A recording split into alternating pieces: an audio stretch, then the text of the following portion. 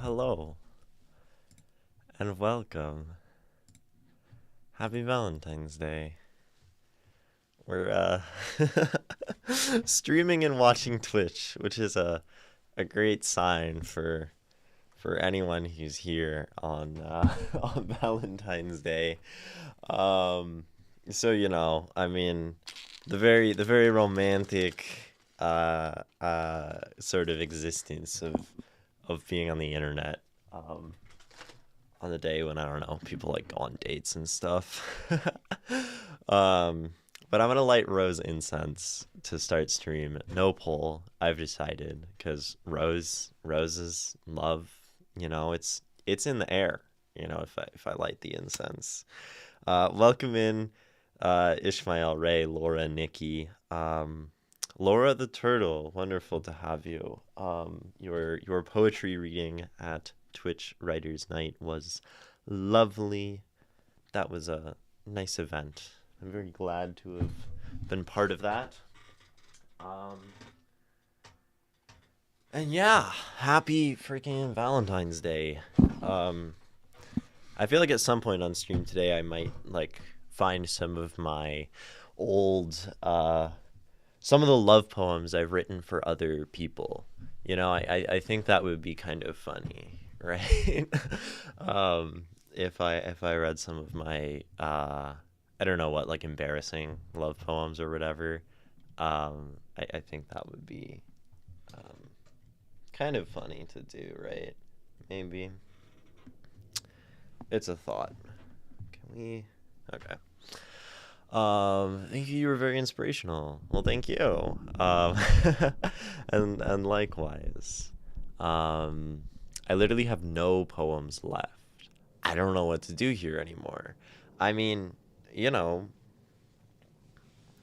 you can write more poems. You also don't have to. Like, stream is not contingent on, you just sending the poems. I mean, there's lots of other people who send poems, and there's, I think, at this point, like, always so much stuff to read that y'all submit. So, like, um, you know, I feel like there's that. Poems are so lame, bro. Yeah, dude, poems are so lame. um, I'm glad you're kidding. If anyone wants to uh, send love poems in the submissions today, I think that would be kind of fun, right? Um, but you know, I don't know. Those tend to be pretty, like, close to chest kind of writing, right? I don't think people. I guess it depends, right? If a love poem, the sappier and cornier it is, I think the more we tend to be embarrassed about them. Which, I don't know. It's just words. I think I think I still have that second one for you, lol. Yeah, probably. Prolio, you're like the zero on Discord, right? You did the. We were talking about your book, right? That's you. I do think we still have something else from you, maybe. Um, okay, gotcha.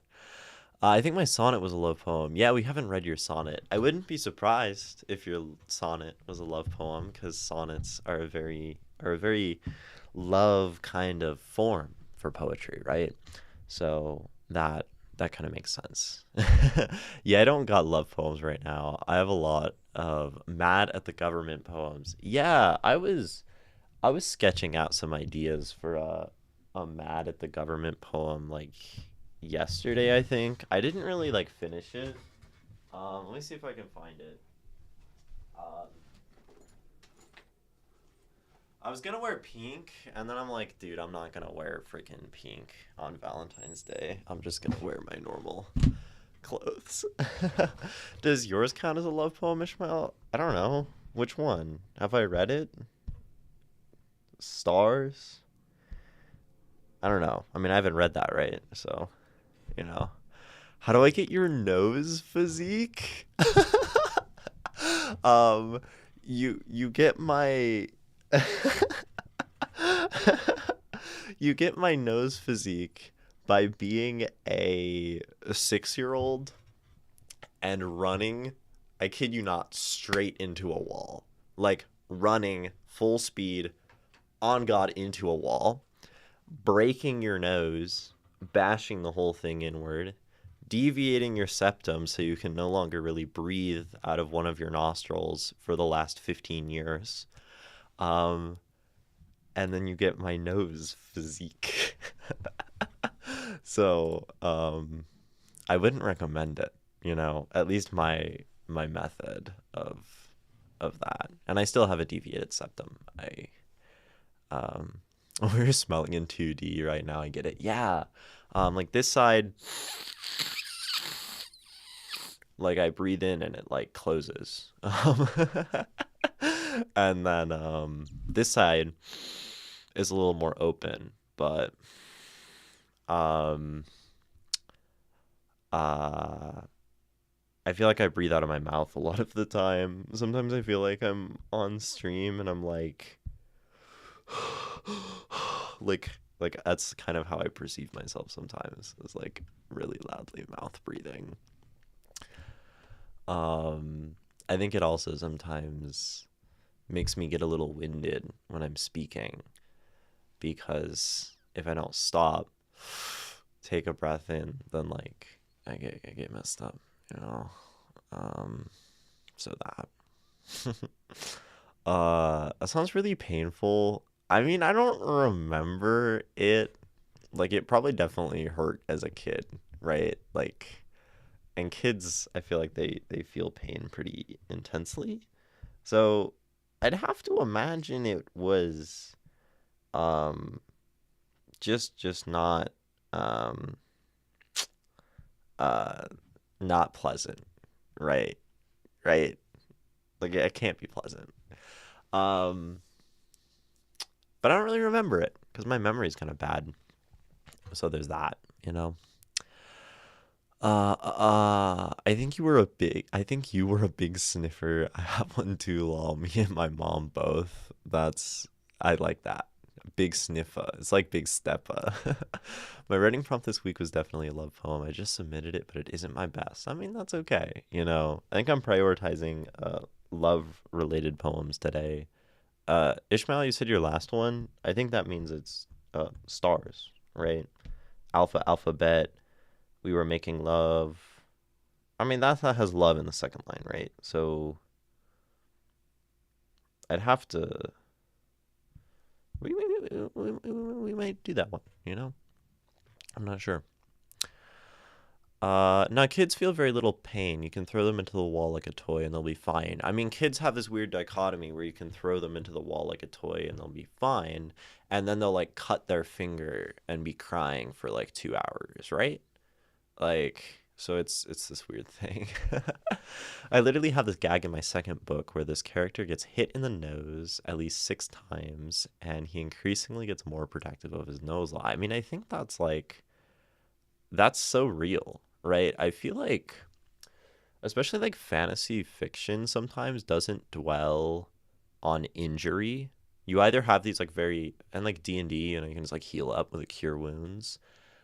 Injury has always been very compelling for me in narratives where, like, you know, when our bodies get harmed, it has these, like, lasting physical, psychological effects. People would be growing more, like, scarred and damaged and limping. And that's very compelling to me, like, as a narrative tool.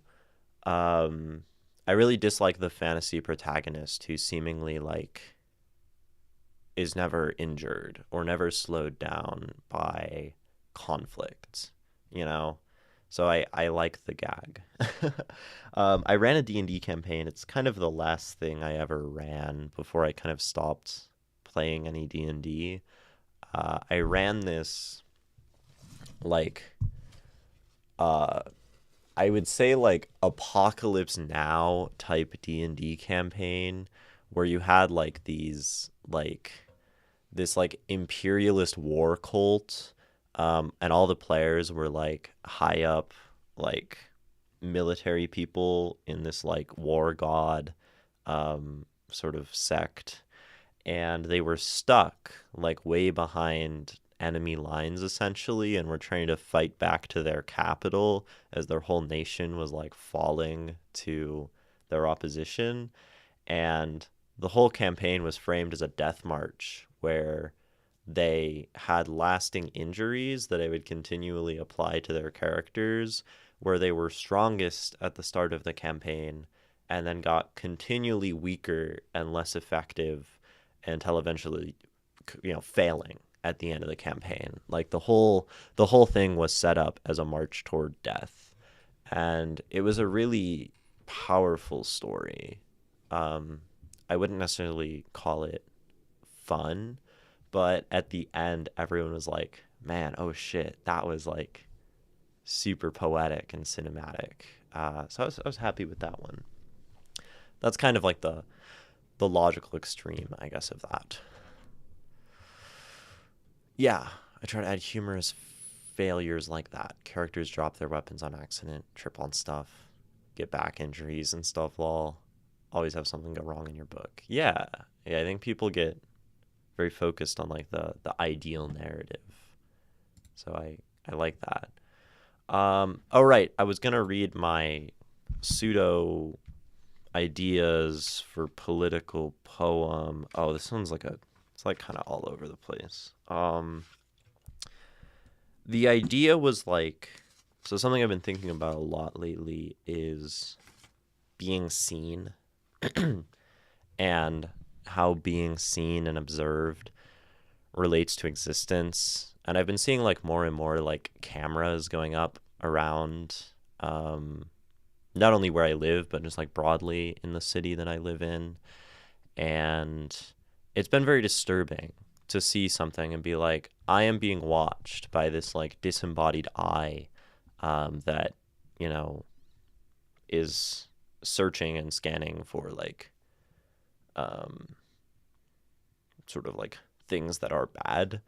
Um, like in that a security camera really only sees the things that are like against the law, sort of, I guess.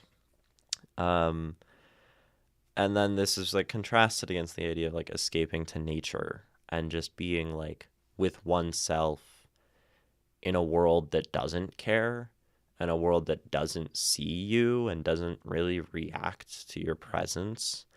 Um, and these things are really hard to reconcile. Like the natural human state, and the natural human state isn't isolation. Like we're a community, based species.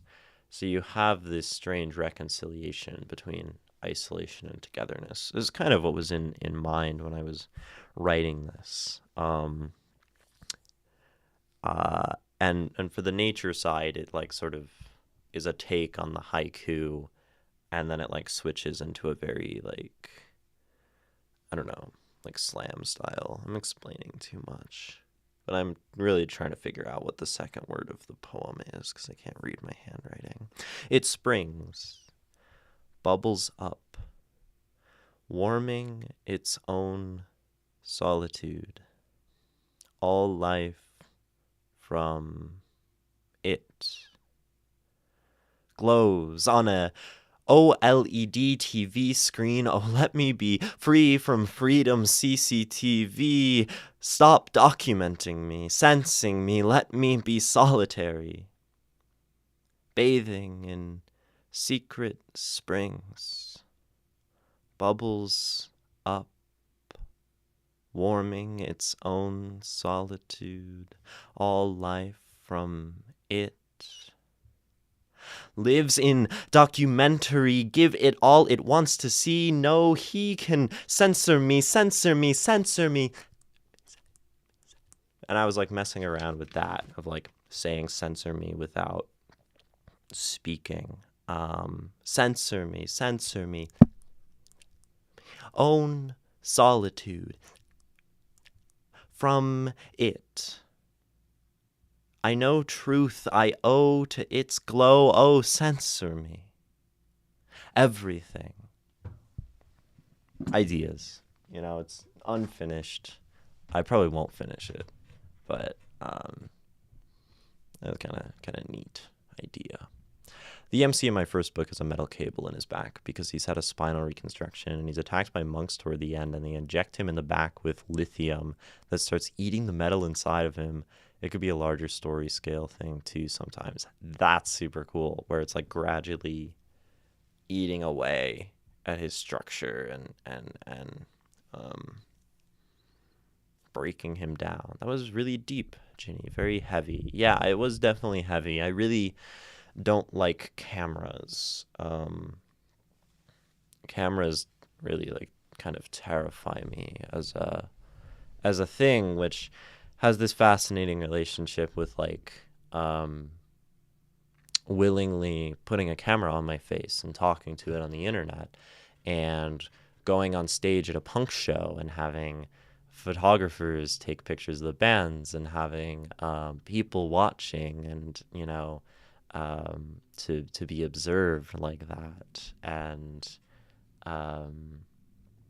there's even this like fetishization of the body through the camera, with like the idea of like like pornographic stuff where like the camera takes on a different light. And it's a really like fascinating like modern symbol that I think can be taken in a lot of directions, and just one that's been on my mind because like in Las Vegas we have one of the most funded police departments in the entirety of the US.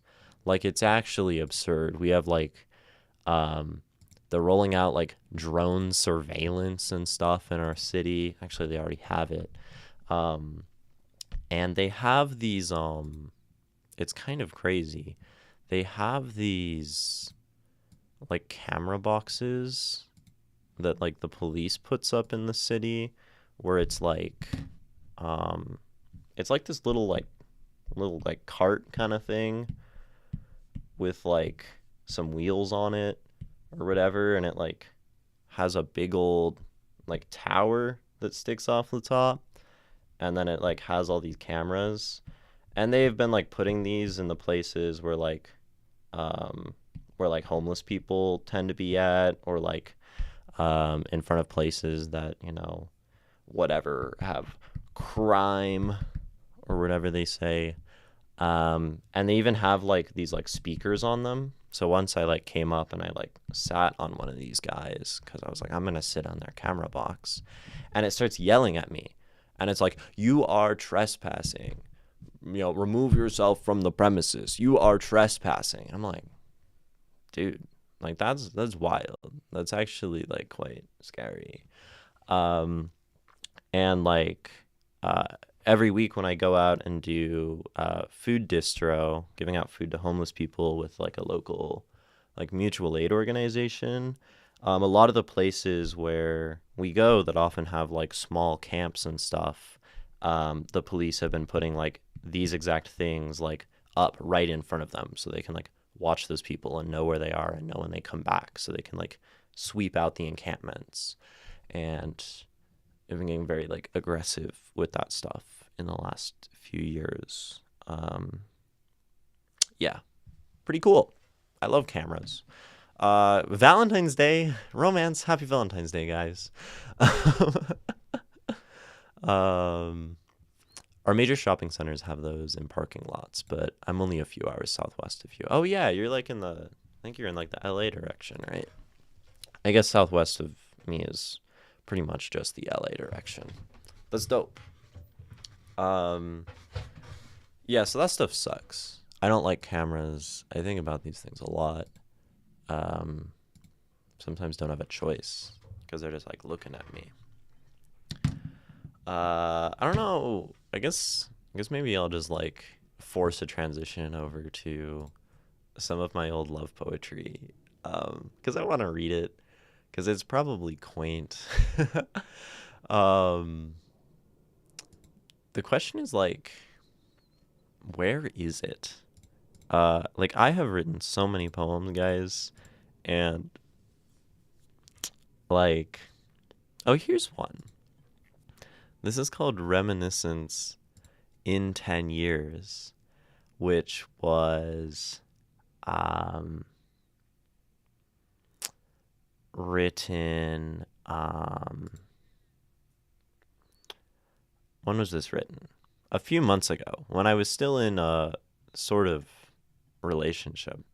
I don't, yes, situationship. I don't like the word, but it's what it was. In the aftertaste of today and the heat of memory, like leaves holding on too long.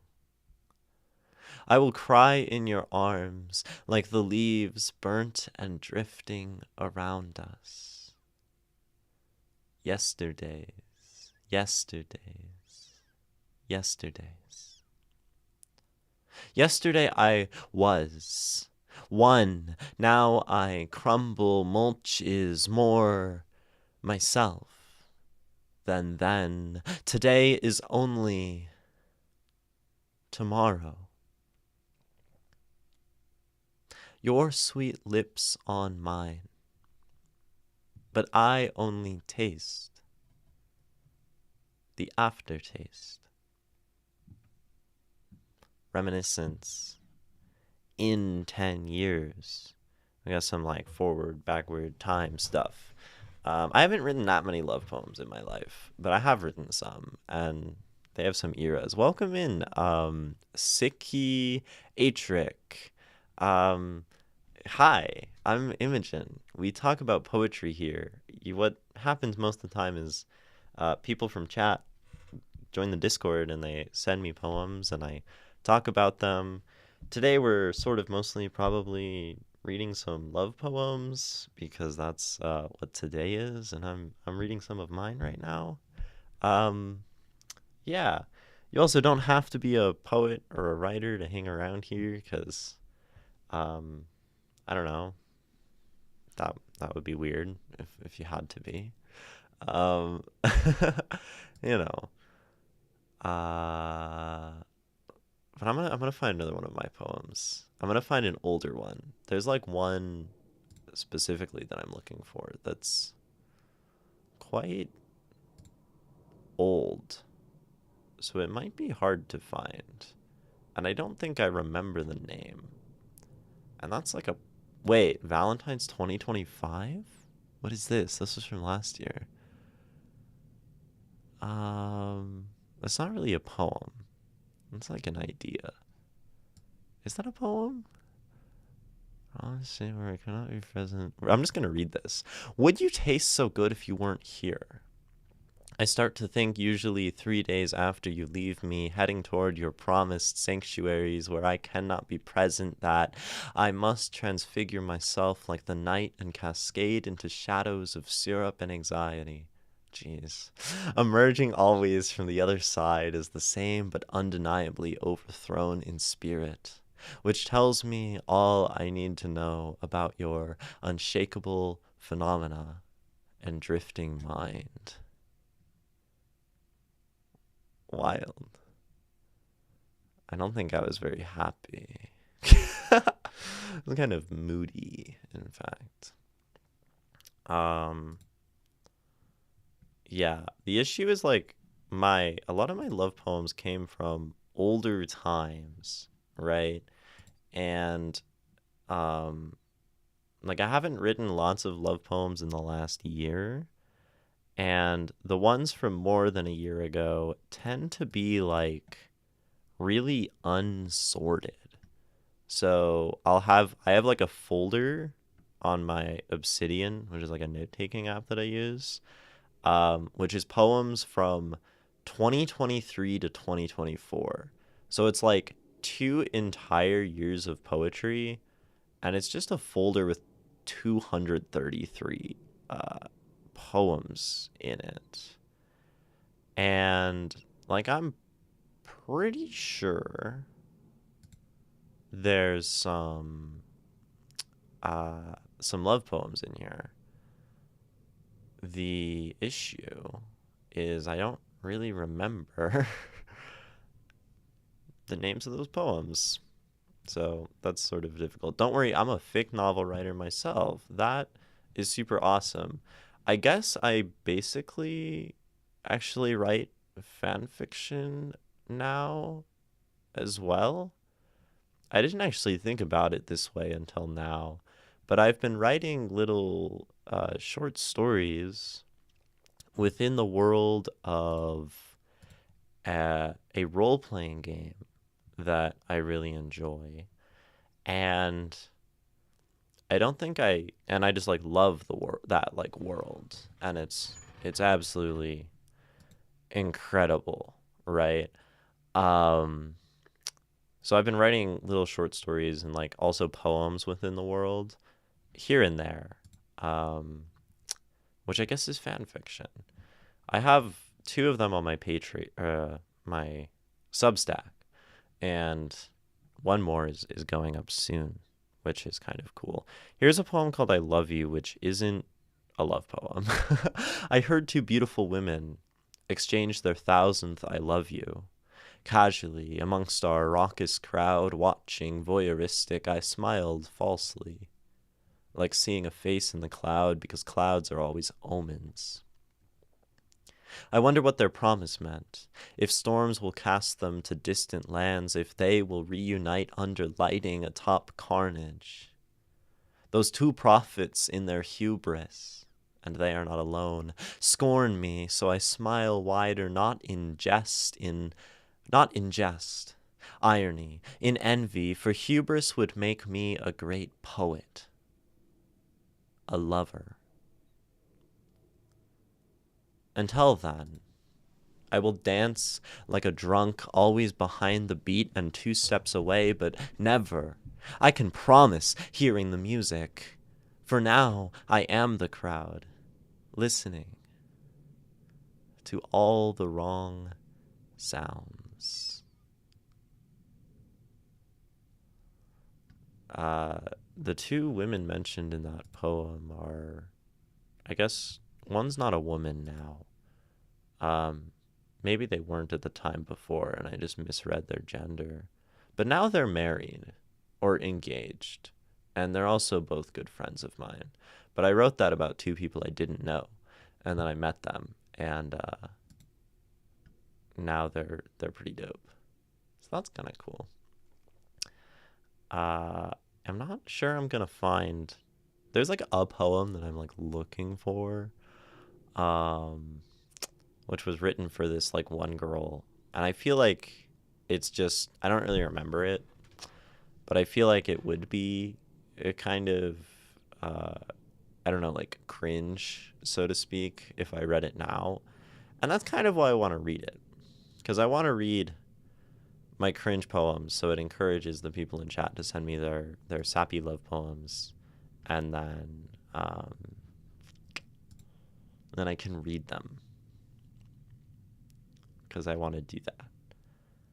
Is it this one? No. Oh, that's a breakup poem. I forgot about that one. Maybe do breakup poems count as love poems? I'm not sure. I'm not sure.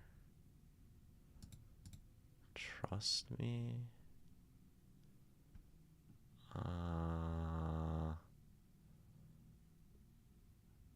Is it you? Oh my gosh. It is this poem. Guys, I found it. Okay, this is the last thing I'll read. And then we'll go on to like the title of the stream, which is me reading chat's poetry. Yeah. You. I try to live a life free and solitary. Then you come in, you reduce me to rudimentary impulses, you obliterate my spontaneity, my new goal, your lips. You've got me living so predictably, chasing every kiss, but I hate this electricity, don't cave to false bliss, because I'm saying deep implicitly I'm gonna get the itch, I'll start thinking sub, then consciously I want to take a risk, life best be high velocity. But should I slow down for this? For your eyes that look like opportunity, for your body that is my new philosophy, for your mouth that betrays alacrity, for your hair that smells like sovereignty wrapped around me, make me abandon me, but that's why I fear intimacy. You rule me. So every time I flee. But right now, not in 3 weeks, but presently, all I know is you are so damn pretty. Sweet. Make me feel needed,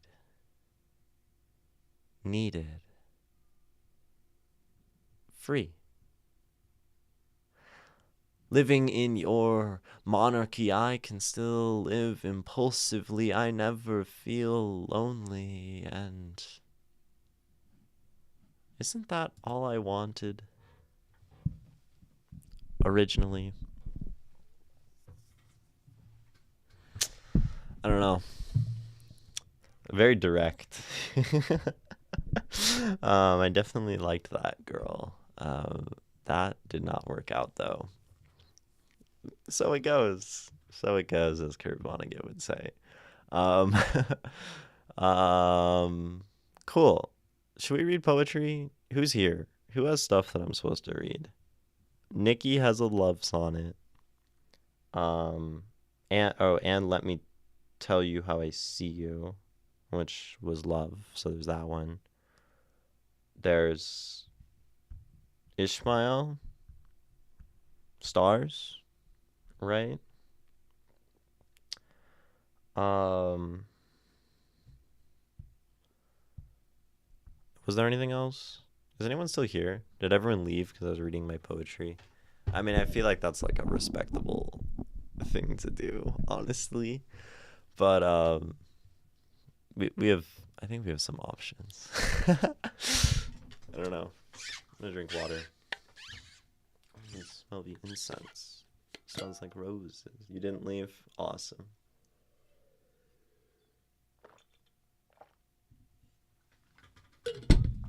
VIP Marissa, I just arrived. Happy Valentine's Day. Happy Valentine's, Marissa.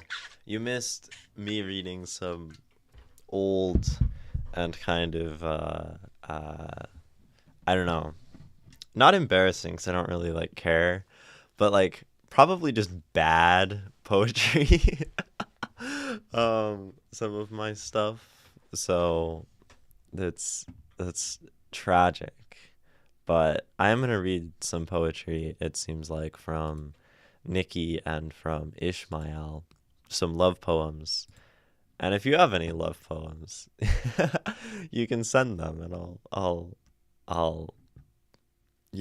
take these um, rather personal things and display them for the whole internet to destroy your sense of, I don't know, shame or whatever. I had some like love haikus. I submitted them for a thing, which was dumb because that's just like $10 down the drain. Don't spend money on submissions. That's my equivalent of gambling. Where are these haiku? I just didn't. Where did I put them? Are they? I don't know. Never mind. I don't have them. Oh well. I guess let's jump into Ishmael's poem. We can do that one first. That's fine. We'll do that. It's called Stars with all capital letters, which is cool. If I can find it. Where did this go? There it is. Ishmael, as I copy this over into the thing, do you have any questions, comments, context? You know, those sort of things. Of my two, you would probably prefer the sonnet. Okay, good to know. I mean, I mean, I guess it depends on which one you'd rather me read, Nikki. Right? It's I'm not, I like to be surprised. You're here, Ishmael. We're gonna do your poem. Um, Stars. If that's fine. That one seems like it has some love quality to it. Uh, and the usual questions of if you have any questions, comments, context about this poem you would like to share beforehand. I'd certainly appreciate that. I know I'm not gonna get any response to that though. Okay. Ooh, this is like not straight anymore. I had this camera elsewhere the other day, and like I take it off and then I have to like adjust it and fix it and all of that. Okay. Here's the poem. I don't prefer having pre-reading comments. I know. Tragically. That way. Okay.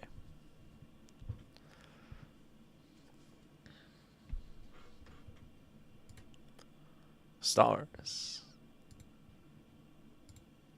Before the alpha, there was the alphabet. Before little death had a first victim, we were making love. All the burden on our shoulders shaking, two mirrors to the universe facing. The universe was full of stars, ones that made peace and ones wandering. They were too high to carry in one head. I took bites of my own flesh as a numbing side dish, of the crumbles falling off my body. The kisses of sorrow were the biggest loss. To kiss a book not read yet, and to bless it with my forehead. I cleaned up the crumbles, and so did you. The stars were not choosing one mirror for their reflection. The same alphabet for every letter. The same alphabet for every book.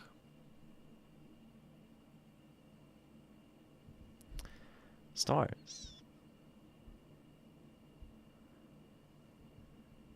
This first line is certainly a hook, right? Sometimes we talk about that in writing, having something start with a hook, something that's like engaging and interesting and grabs you, right?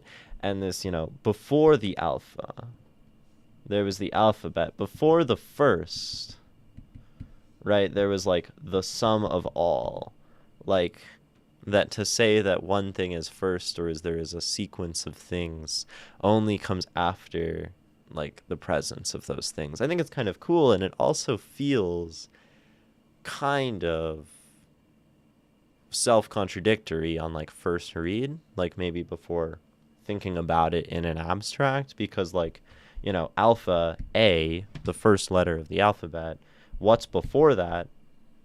The alphabet. That doesn't make sense, right? Because because the alphabet contains alpha. How can alpha be before alpha? Maybe there's an implication of some kind of recursive cyclical thing happening. But that first line is just very very striking. I like it a lot.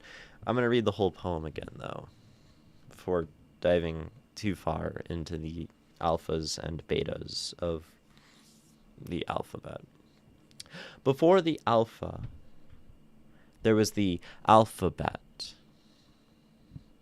Before little death had a first victim, we were making love. All the burden on our shoulders, shaking two mirrors to the universe, facing. The universe was full of stars, ones that made peace and ones wandering. They were too high to carry in one head. I took bites of my own flesh as a numbing side dish of the crumbles falling off my body. The kisses of sorrow were the biggest lost. To kiss a book not yet read and bless it with my forehead. I cleaned up the crumbles, and so did you. The stars were not choosing one mirror for their reflection. The same alphabet for every letter. The same alphabet for every book. Stars. So,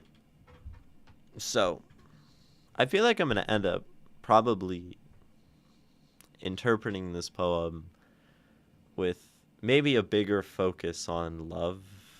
Maybe the whole poem is about love. It's definitely got like me and you, right?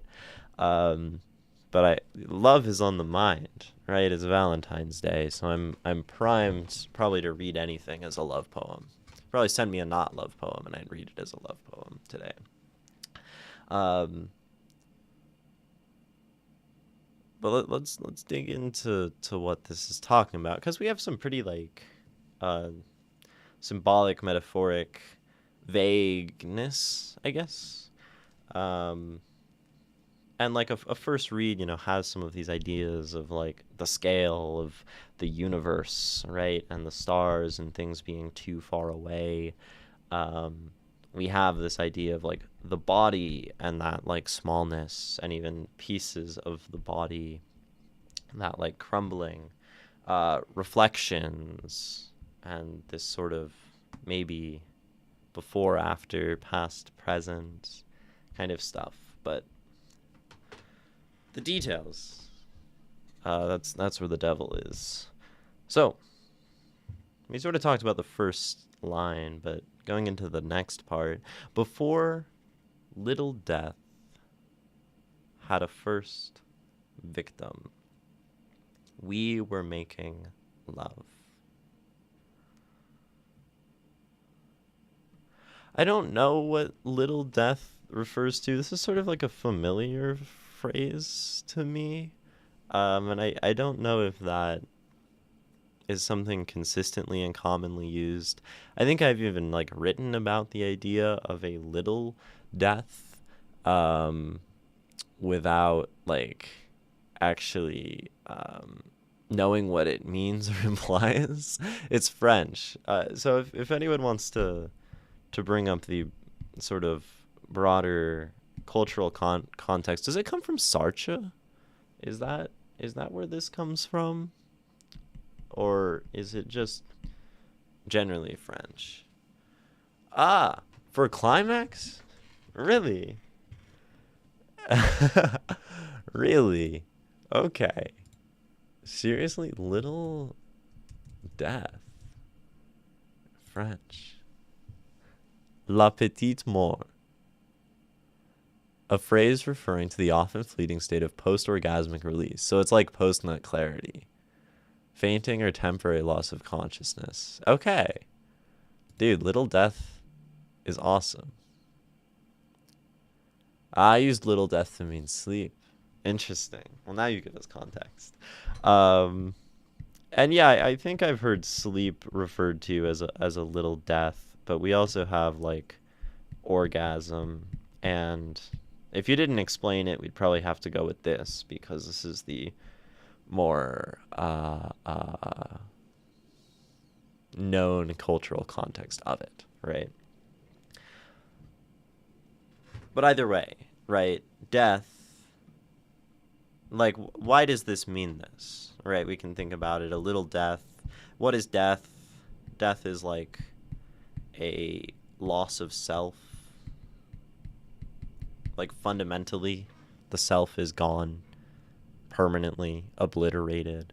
And in sleep, one is like gone for like a few hours. And I think people compare death, or they call it the big sleep, right? Is a thing for death.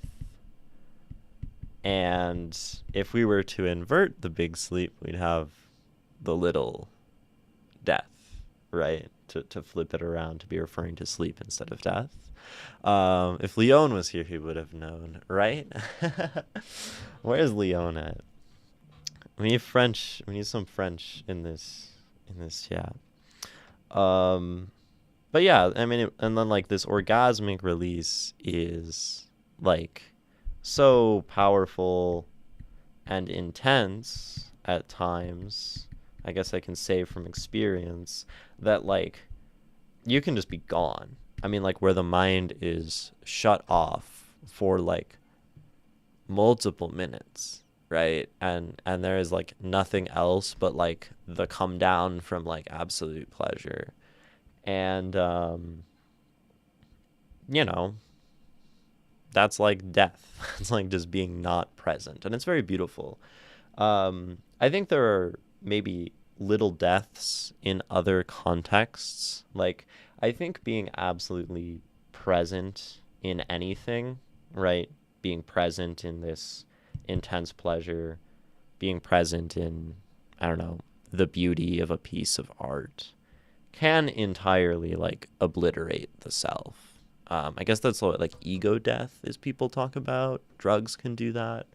I'm not a drug individual personally, but I think people have ego death on shrooms, right? Or something. Um, so yeah, I mean this can maybe have a lot of meanings. Um, but before it we were making love. And I think really like textually this is gonna imply our French le petit mort, the orgasmic sense of little death. I think it also maybe textually supports sleep as well, because like you said, Ishmael, smashing before sleep. Um, Before little death had a first victim, we were making love. So we have this idea that like one thing precedes another. Is one thing before the other thing. And that happens in this couplet. I mean, it's not really a couplet, it's part of a stanza. But and then we have it in the opening line as well. Before this, there was this. Before this, there was this. So we're talking about some amount of like motion and like sequentiality, I guess, is a topic, a theme that's maybe already coming up in this poem. All the burden on our shoulders, shaking, you know, a fairly like literal but beautiful description of sex. Shaking shoulders. But we have burden too, right? We have a heaviness to this. This isn't all like necessarily pleasant. And bringing in like little death, I think, and victim, we're starting to have these words that are associated with like maybe not so pleasant, not so lovey. So we have like a conflicting sort of feeling of love being brought in. Two mirrors to the universe. And to some extent this, right? The scale of the universe, this burden.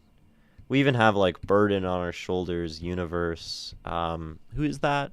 The Titan in Greek mythology who holds the universe on his shoulders, or the world on his shoulders. Surprised I can't remember his name, but chat knows.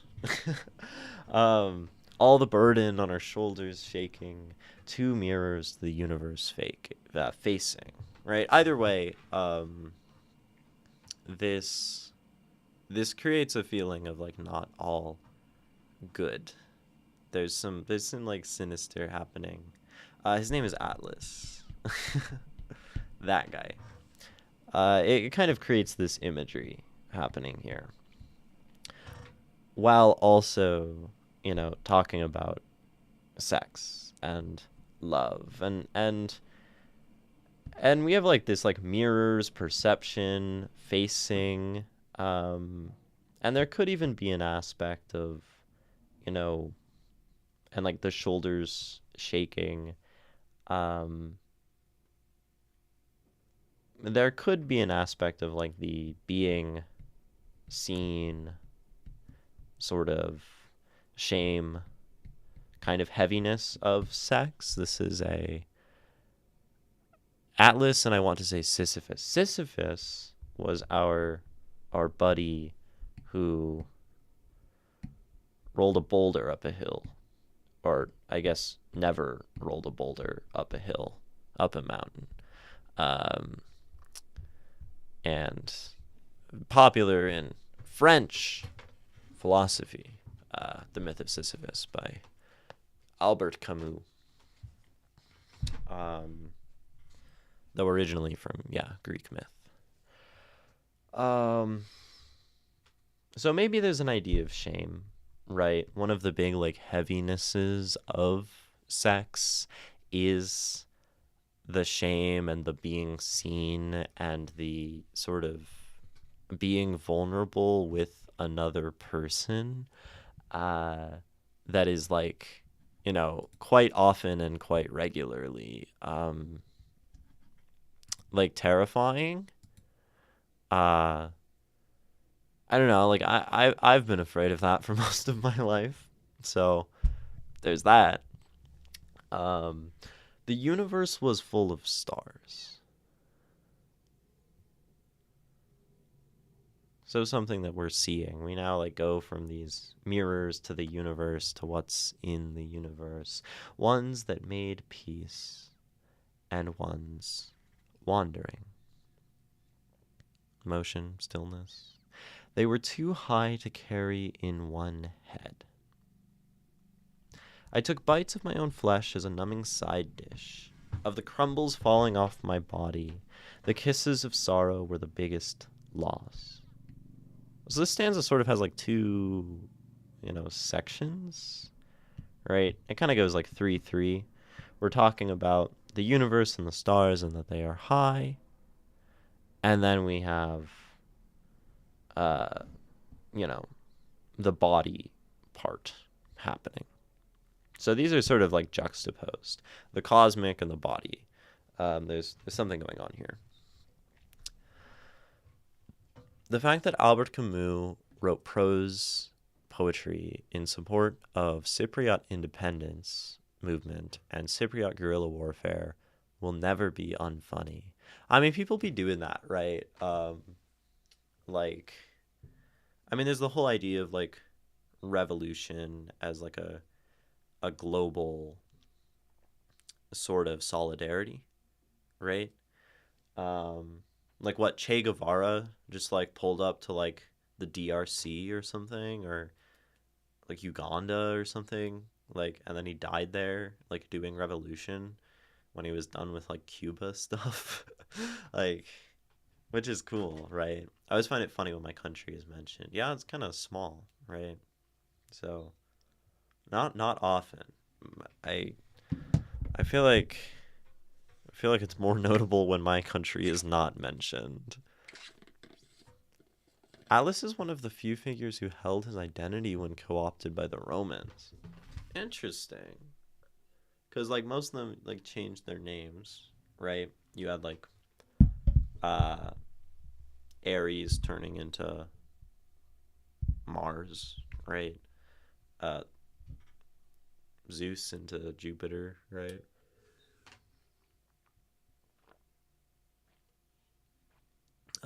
Aphrodite into Venus. That's neat. Stayed Atlas. That's cool. um, and to that universe, to those ideas of stars. The universe was full of stars, ones that made peace and ones wandering. They were too high to carry in one head. So we bring in a new idea, right? This is our first mention of stars, something new. And we have two kinds of stars. There are those that make peace, and there are those that wander.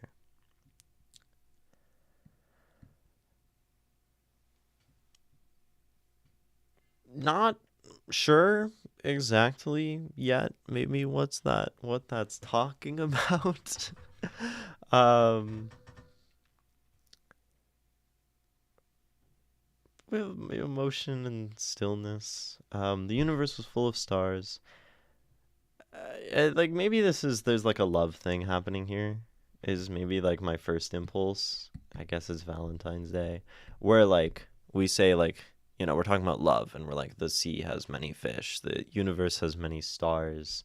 The stars very well could be referring to people, where you know maybe there are two kinds of people.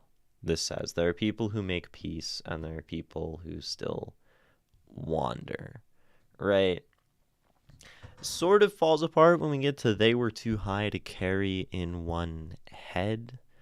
Um, I mean, maybe that could become like a thought, sort of a heavy thought on distance, where there are all these people, but they are all so far away they can never be, really seen or experienced, right?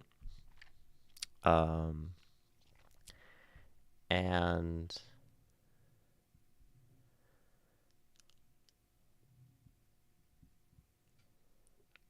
I don't know, stars maybe have the idea of like ideals. You should sometimes think of the most banal option. I think I'm bad at that. You're probably right. Stars making peace is our zodiac maps matching.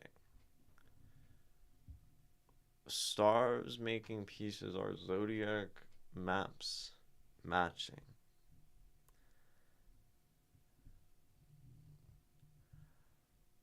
What do you mean by that? Like I don't know that much about zodiac things, I guess. And constellations. I wish I did, because that would be cool. Like who is our? Like like signs? Like like two people having like both being in Aries or something? I feel like that's just like not the banal option, Ishmael. Right? Like I don't know, but there hasn't been um I guess we talk about love, and love does have, right, the association with like the zodiac, right? Compatibility, a good pair. And this is something that's talked about. Um but I wonder, I maybe I don't find that the text, right, itself implies the zodiac or gives us anything to imply. I don't know if like Atlas has a constellation. I don't think they do, and not within the zodiac certainly. Um, because the zodiac is like Aries, Capricorn, Scorpio, Libra, Leo, etc. Right? Um, The universe was full of stars, ones that made peace and ones wandering. They were too high to carry in our head, right? Like we're describing the stars as like distant things, and there are different kinds of stars. And I think there's like I obviously can't deny that that's what you meant. Um, I would just maybe argue that the if that's what you're going for, I'm not sure the text, I don't think that jumps out at me. Maybe it does for someone else in chat, and maybe the more astrology among us would be like, oh yeah, that's obviously talking about like people whose signs are compatible and peaceful, right? There are shooting stars to wish upon, and there are stationary stars to make us a good match. This is all too much to comprehend alone. Solution: stop being alone. Ah, I see. Yeah, and I was gonna say like there is this idea like there are stars that move, and there are stars that are still, and um, as like the literal interpretation. The shooting star. Okay. Yeah, okay, that makes sense. The shooting star is something that we make wishes upon. And the stars that made peace are stationary, right? The constellations, the things that are regular. And rather than wishing, right, these get used as like a practical guide, which is much more maybe reliable than wishing, and that these are never gonna actually guide us. The shooting stars, they're just gonna give us like a brief glimmer of hope. And yeah, they were too high to carry in one head. I think getting to that line does imply love, right? Union. You need multiple people to face the mirror. Ah, okay. Yeah, okay. Like the mirror of the universe is big and incomprehensible and unholdable, and things make no sense and can't be understood. So, right, union, love, these kinds of things as an answer to all of that. That actually follows. And then it's the making piece instead of the continually chasing, fantasy, dreams, what is not real. Okay, that makes sense. I like that. I took bites of my own flesh as a numbing side dish of the crumbles falling off my body. The kisses of sorrow were the biggest loss. I took bites of my own flesh. So we have this like self-consuming, you know, uh, trying to feed oneself with oneself, and that doesn't fulfill. Um, and maybe the alternative to that. Well, the alternative to that is to take a bite of something else, and that could be to feed on someone else, to be fulfilled by someone else. But it also has this idea kind of this like alphabet thing of like the thing coming before the thing. What gets eaten feeds you kind of vibe. That it just has like a sort of similar thematic feeling, I guess, in the language. But I took bites of my own flesh as a numbing side dish. And maybe that is to say that, like self-indulgence, maybe that's a literal translation of the line, to take bites of one's own flesh. Self-indulgence is numbing, right? It doesn't feed. It's a side dish, so it doesn't fill. Like we said there, it's not fulfilling. And so this is like altogether like sort of unsustainable. Of the crumbles falling off of my body, and again, crumbles, crumbs, these things don't fill, these are small, and it also just implies like a falling apart of self, which is not pleasant. The kisses of sorrow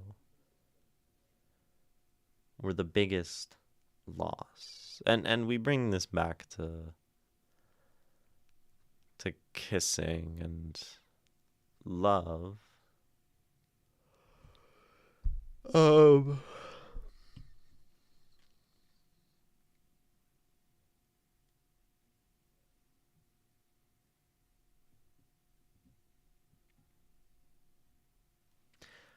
Sort of as associated with the eating, which is like interesting. By placing them next to each other, it makes one think that like these kisses of sorrow were in some way something more filling, like the better alternative, the thing that is lost, such that I am now. Well, I'm not now taking bites of my own flesh. I took bites of my own flesh. Um, so like the chronology here gets sort of interesting. Um, Jeez, my mind's going kind of slow today. I was out until after midnight last night playing a show.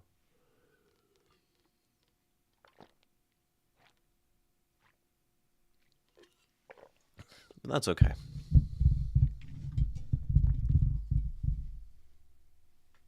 Ish.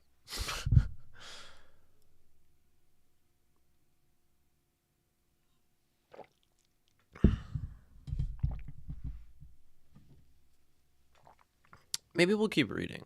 Sometimes it helps to go forward. Um, Especially when the next line is to kiss a book not read yet. Right? The kisses of sorrow were the biggest loss.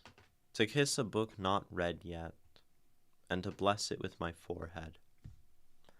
I cleaned up the crumbles, and so did you. The stars were not choosing one mirror for their reflection. So, I feel like kissing books has a sort of like, I feel like there's like a spiritual component to this.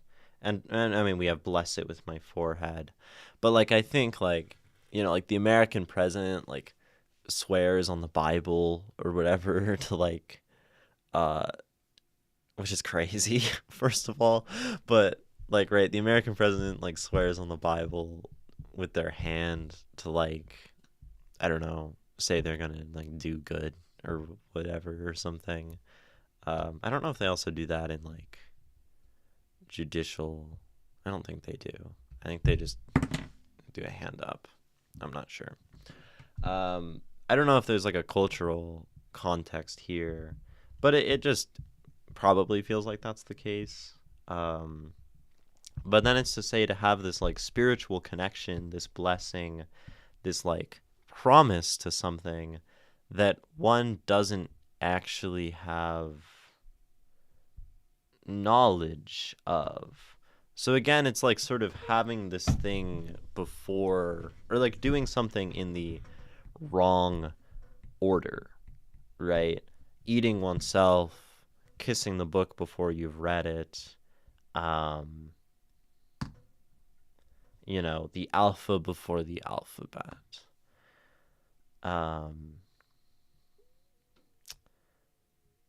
Taking bites of one's own flesh. I think I said that already.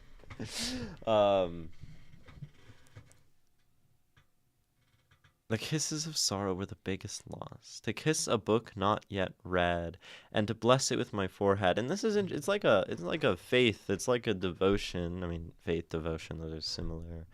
Like a devotion. Before understanding. And like, I don't know if that is to say, if the poem maybe frames love as such. Is love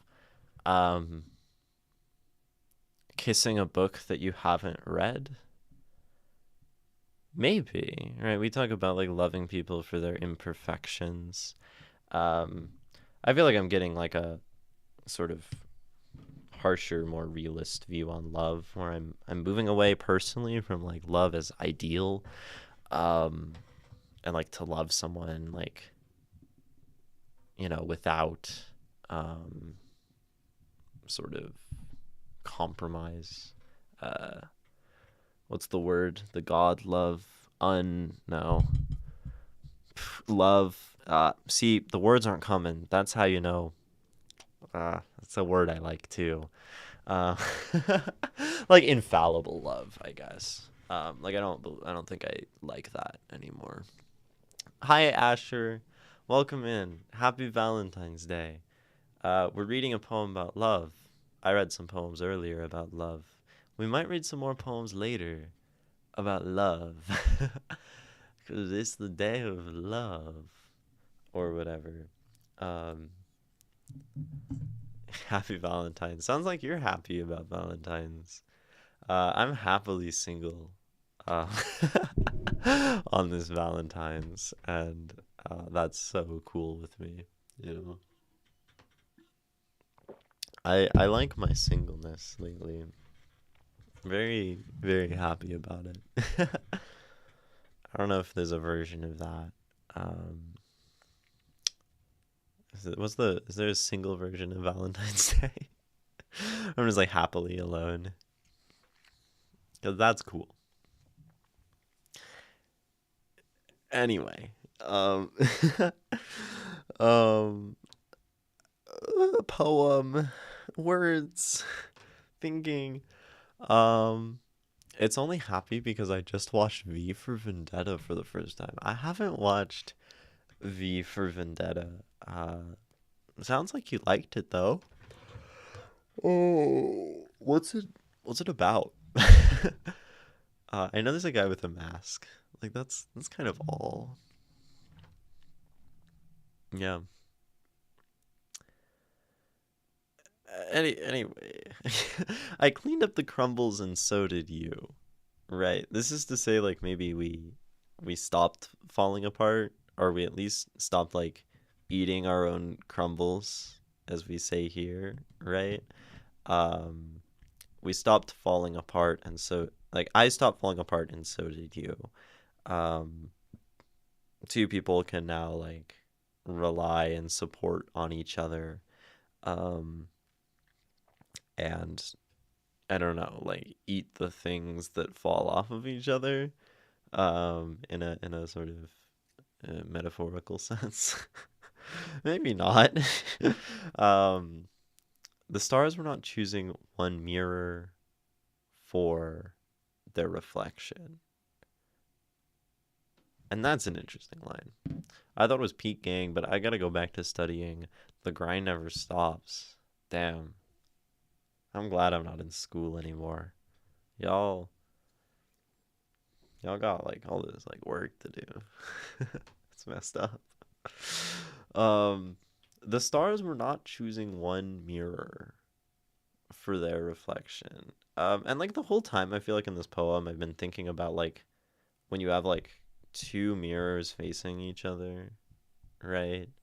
And like, so you look into one, right? And you can like see your own back and like the reflections of the mirrors, and it like just goes back and forth like endlessly, and you get like the endless like mirror hallway, and like it's like you're like what's in front of me and what's behind me, and like front and behind blend together and don't make sense.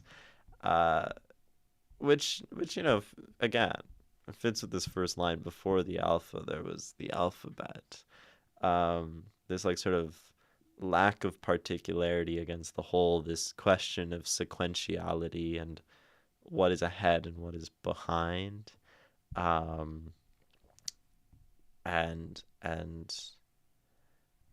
we have two mirrors to the universe facing, right? So it almost says it there, like two mirrors facing each other. um Although that could be two mirrors facing toward the universe. But maybe that's what this is. It's looking for a love that is This sort of infinite back and forth reflection, maybe. The stars were not choosing one mirror for the reflection. Um, but I don't know, that's hard to say. Like, I didn't get the front and back thing. Like, didn't understand what I was saying. Honestly, that is fair. Um, um, oh, dude, I love being in a punk band, and I love playing shows, and like the energy and like the my friends and stuff. But holy shit, is it bad for the sleep and bad for the like energy. Um, I feel like my face is gonna fall off. That's where I'm at right now. Oh my god. Yeah. I feel like my face is gonna fall off. That's where I'm at. Fuck. Okay. I didn't get the front and back thing. I guess I'm just like saying that like I am cold. The poem has this idea of sequentiality and like what is ahead and what is behind. I think like that's sort of something that is implied here.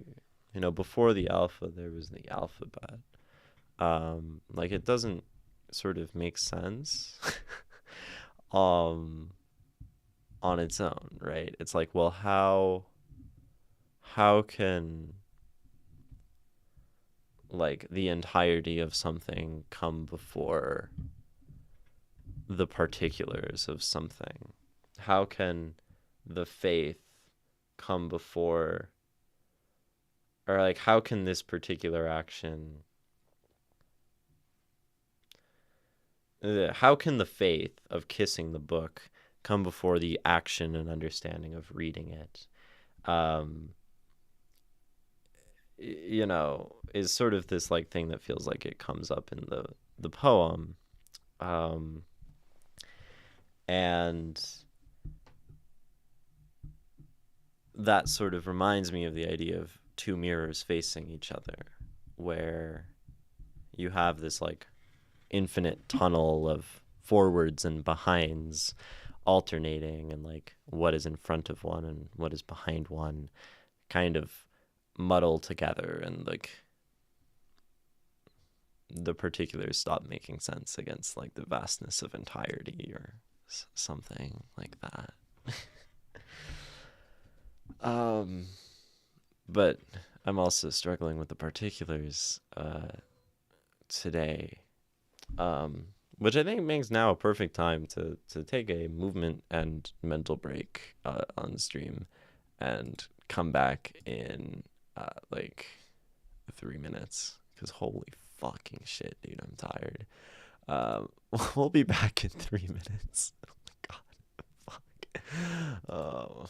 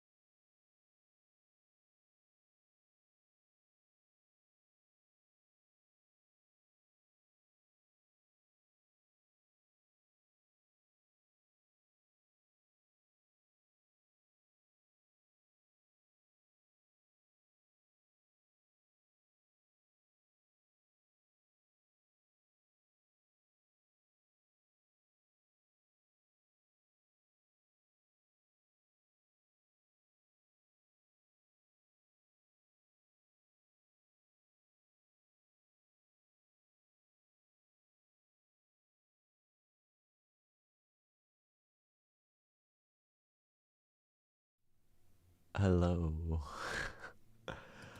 Welcome back. Welcome back. Man.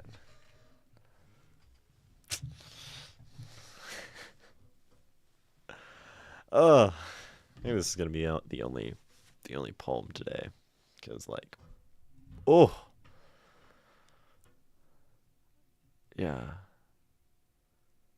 Oh.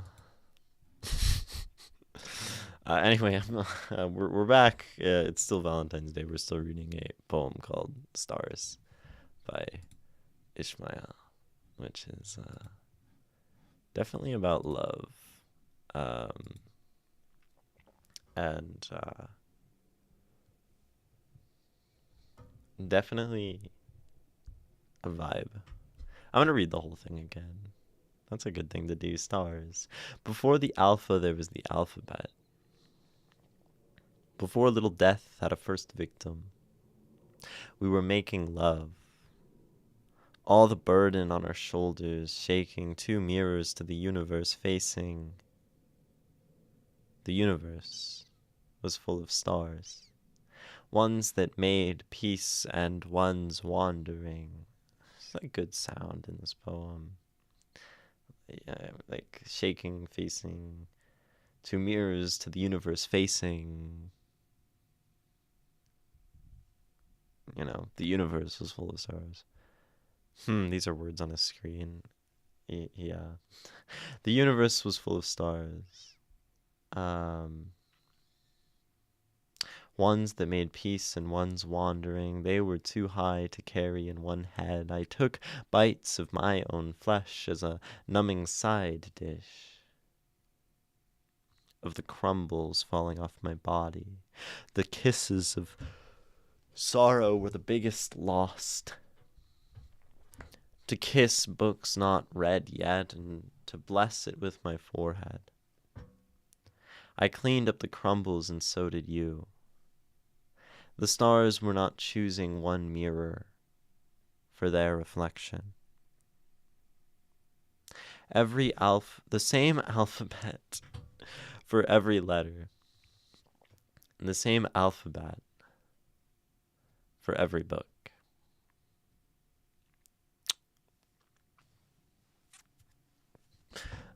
So, to come back to here, the stars were not choosing one mirror for the reflection. So we have like the stars, we know that they're kind of like a steady guide, that they are like love, maybe. I think this idea of like reflection and what reflection means in this poem is not something I've pinned down. We have, mirrors referenced up here, and we have reflection and mirrors referenced again, right? And in this one we have two mirrors to the universe facing, and like these two things, I think we can talk about them as, people. Like people are, I mean, right, we're talking about like making love, all the burden on our shoulders, shaking two mirrors, right? Like I think we can fairly safely associate these two with like our two lovers in the poem. And maybe that's just like the human impulse to look for oneself reflected in the external. And so the mirror, references that. But then like the stars, maybe my mind is just going too slow to like concretely and happily have the stars be the mirrors. Because the stars also feel like uh uh people, right? There are, I mean, maybe the stars are more of love itself, where the wandering stars are love that is fleeting, and Um, the mirror of the universe is human. Yeah. Um, it like yes. But then it like then it's not connecting for me to have the stars.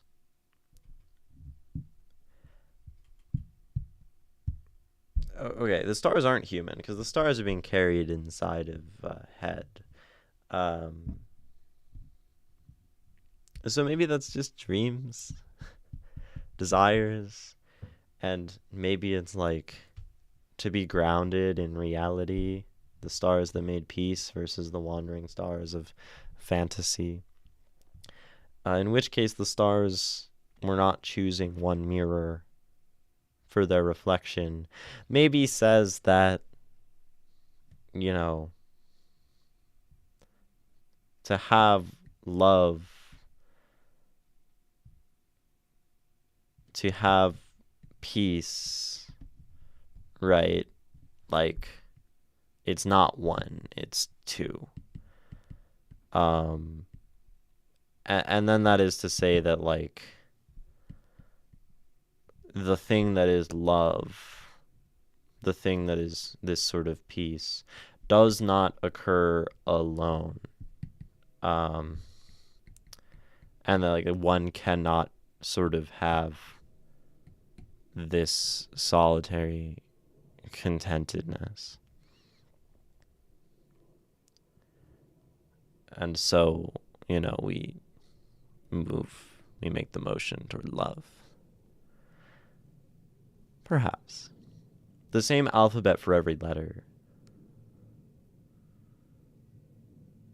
The same alphabet for every book.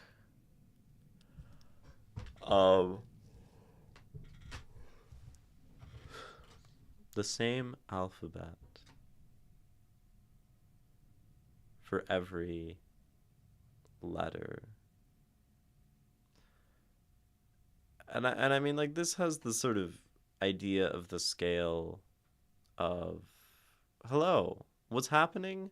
What's happening is we're reading a poem that's been sent by a chatter in our Discord, and we're talking about it, and we're like breaking it down and analyzing it and talking about what it means and scribbling all over it.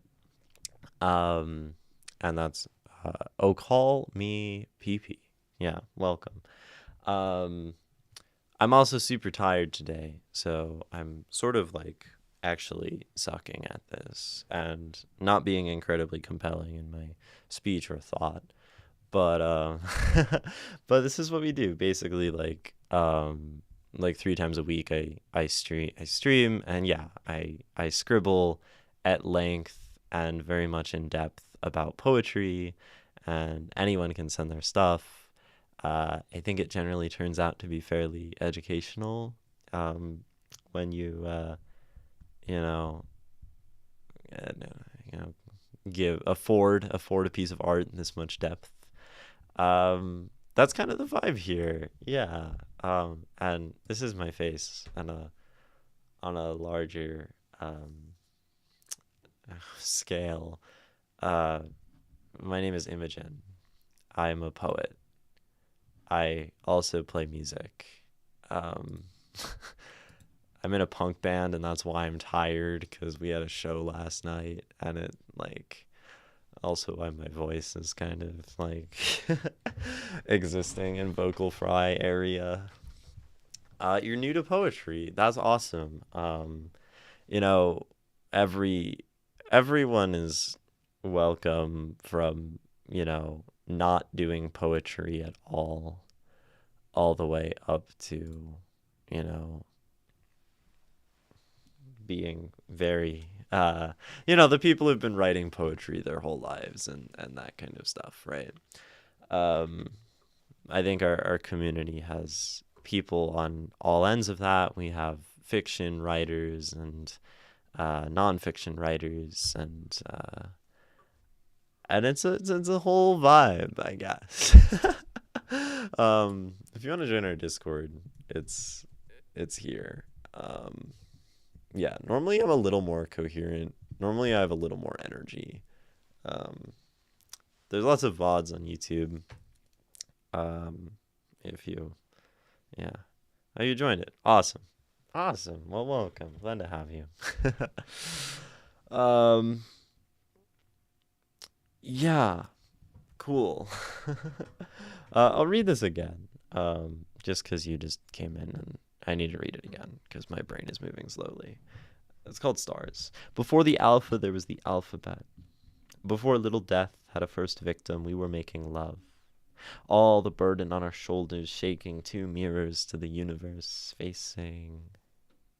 The universe was full of stars, ones that made peace and ones wandering. They were too high to carry in one head. I took bites of my own flesh as a numbing side dish of the crumbles falling off my body. The kisses of sorrow were the biggest lost.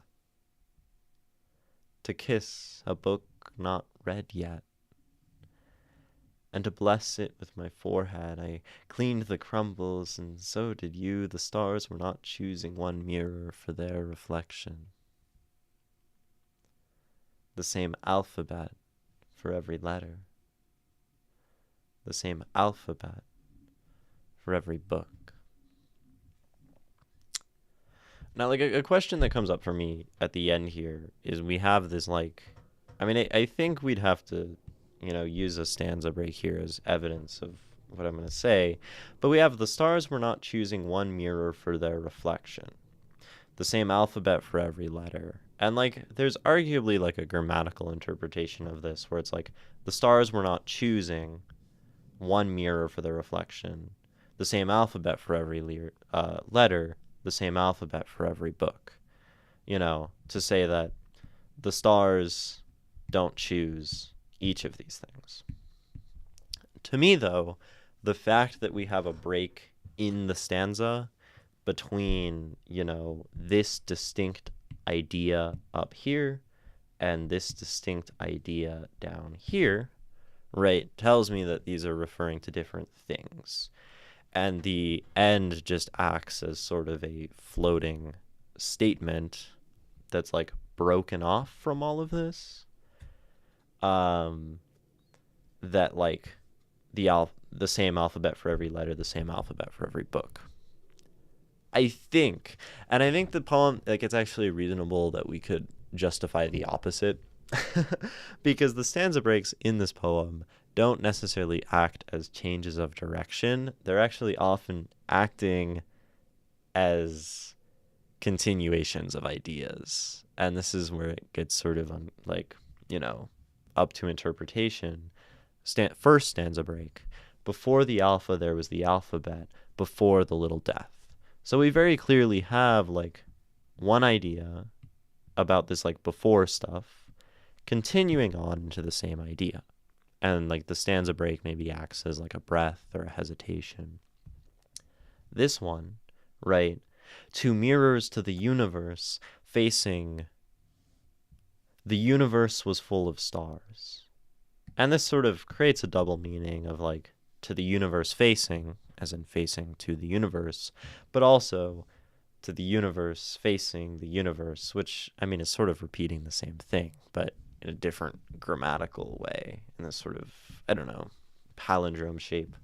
But we have a stanza that moves forward. And then in this one, the kisses of sorrow were the biggest loss. To kiss a book not read yet, we're like continuing with this idea of this, like the first part of these lines are the same. The universe, before. And that makes me want to think, sort of contrasting what I just said with the stanza break, that almost like the opening of this line would want to continue into this line. And I'm not exactly sure how to interpret it, but we can maybe talk about how each one would be interpreted based on like, the subjective decision to go either direction. And I mean, I actually personally like the stars were not choosing the same alphabet for every letter. The stars were not choosing the same alphabet for every book, because we have this poem about love and about distance, and this maybe creates a sort of implication of um like language barrier, right? But that also hasn't really been a theme throughout the rest of the poem. But that, the stars didn't choose to have the same alphabet for every letter, to have the same alphabet for every book, in that, um, like, the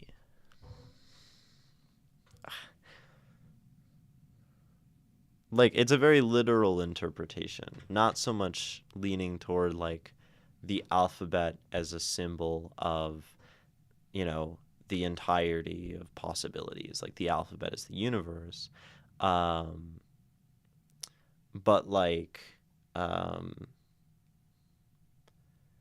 if we are to say that they didn't choose the same alphabet for every letter, they didn't choose the same alphabet for every book, it is to say, we speak in different ways.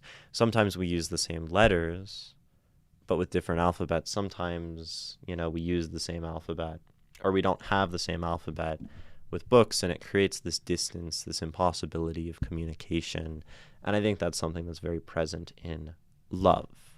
The issue, I think, is that is not a thematically consistent feeling to the rest of the poem, so that maybe doesn't support that as the best interpretation for what we can discuss here.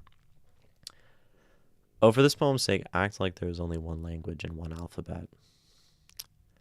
I mean, to be fair, I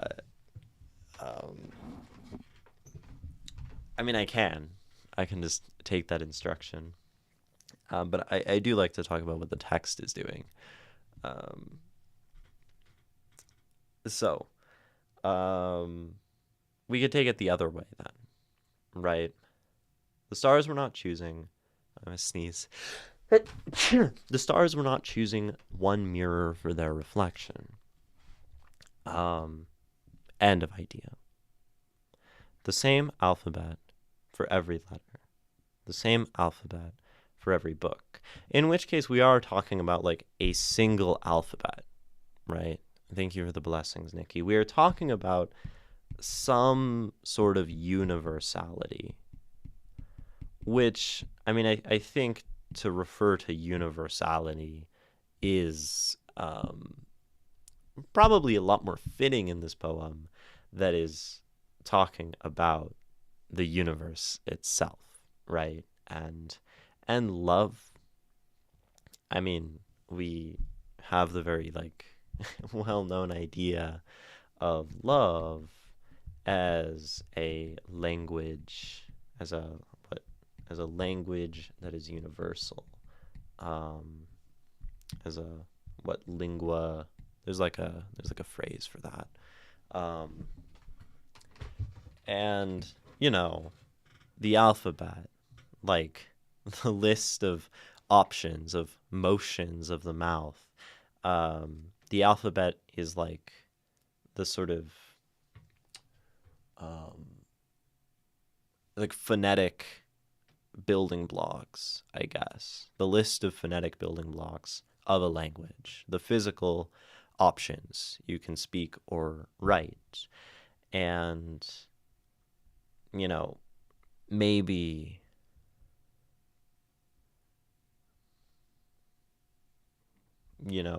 love is sort of similar in that we, people generally love the same way, right? The shoulders shaking, little death, kind of love that many do, the hungry taking bites kind of love that seems to exist throughout humanity, that sort of surpasses individual culture, right? Universal language. And then, before the alpha, there was the alphabet. Before the individual action, before the thing we are doing now, there is the human impulse to love. is maybe how we could interpret this poem, right? That love is the alphabet. Um, Not that love is the alphabet, but like the possibilities of the way that humans interact with each other and engage is the alphabet, which makes sense because the alphabet is also the possibilities of the way we engage with each other linguistically.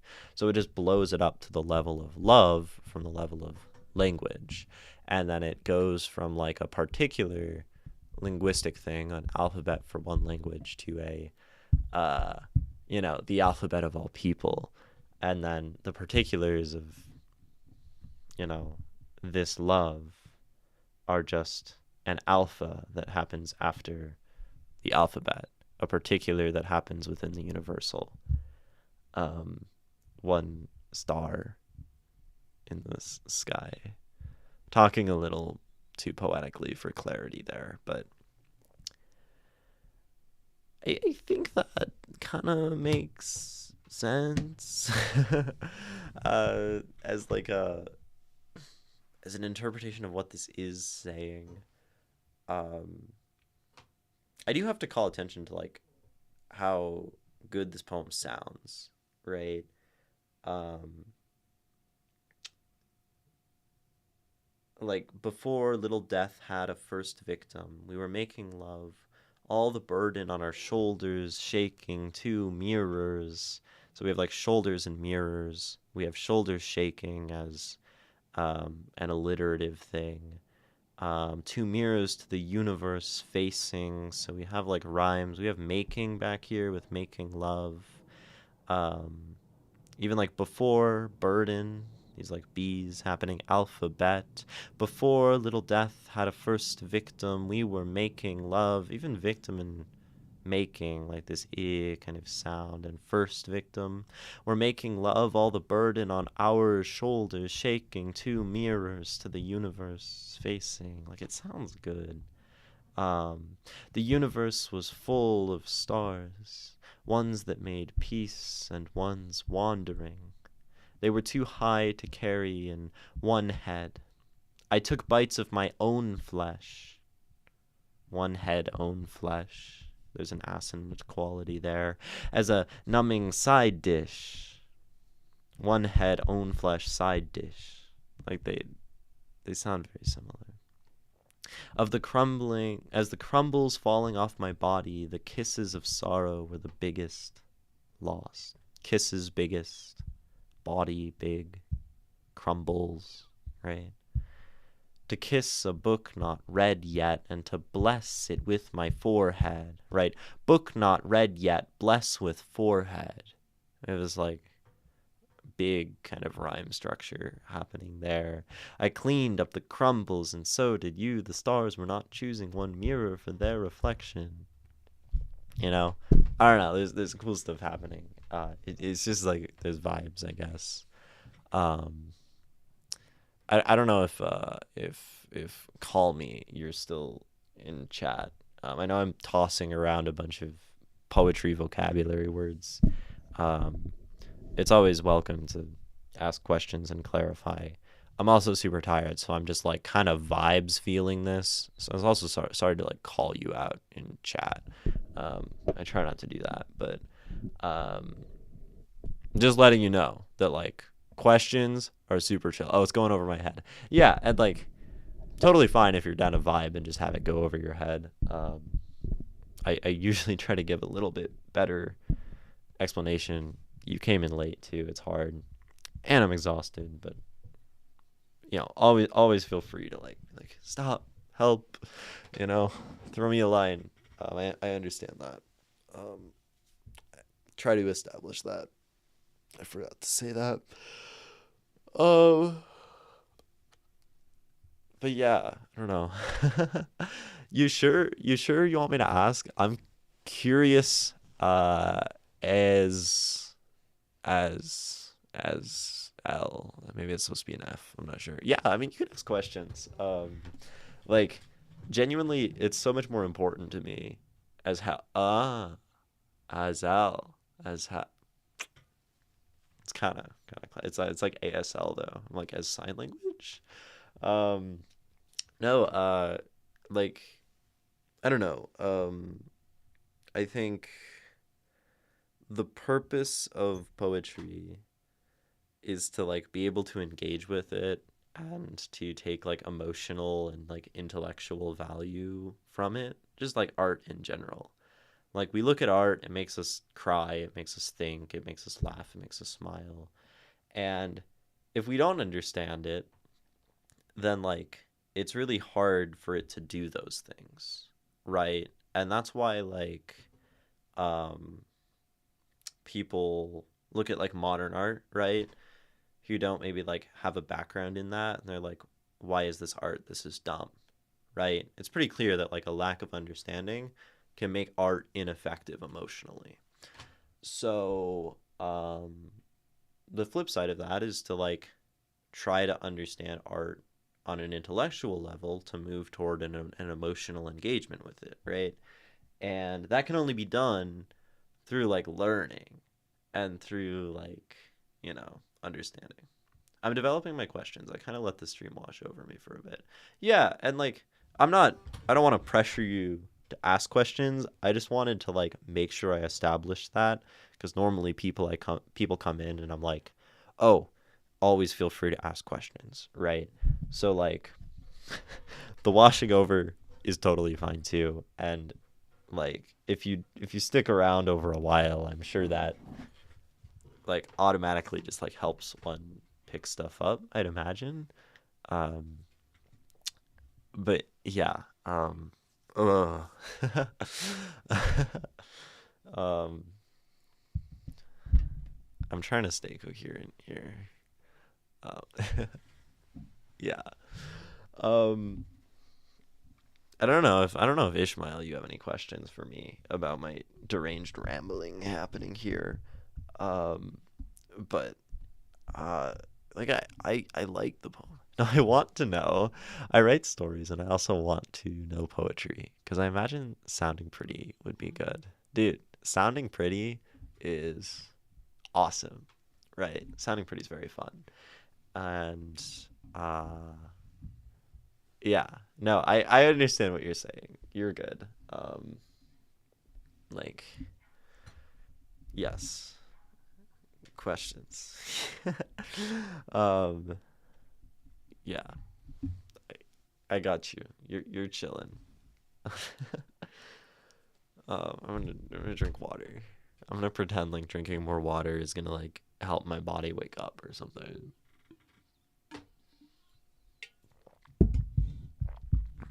Ah, so for beginners, where should they start to understand poetry? Right, because this is a lot.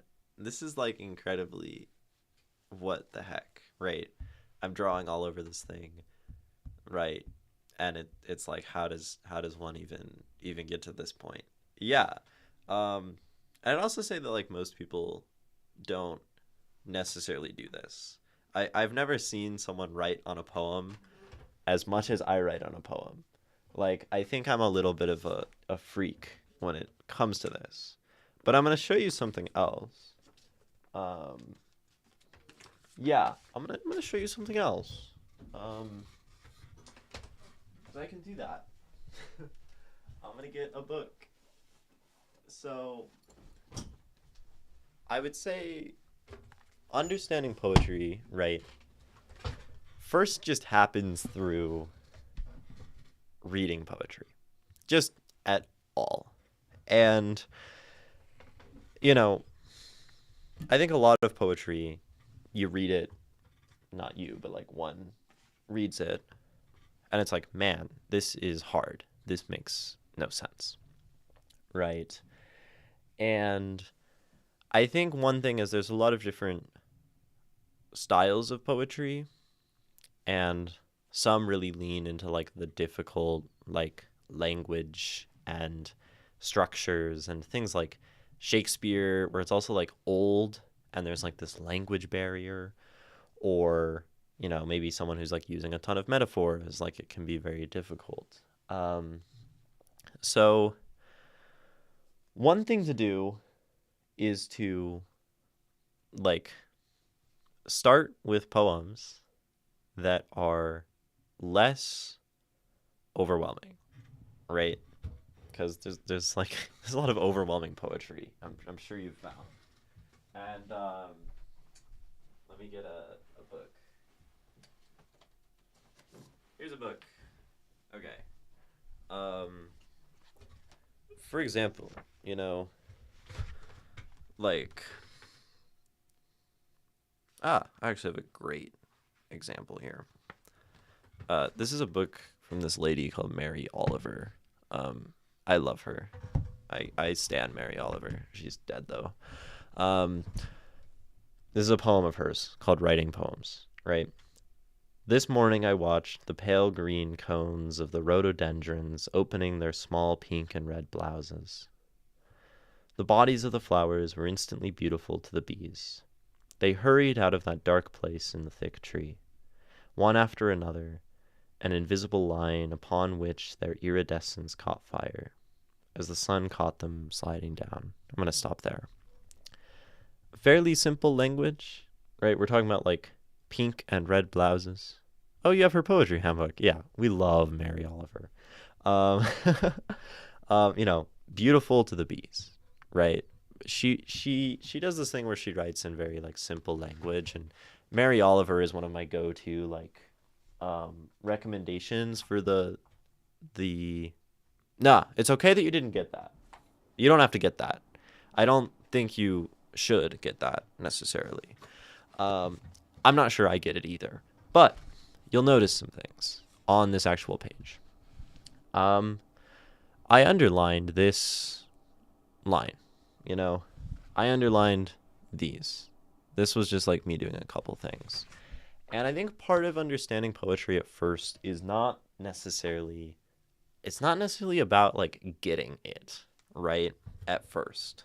I think that's something that is very difficult. Like sometimes you have to accept that like you're not going to get it. And then you can go from there.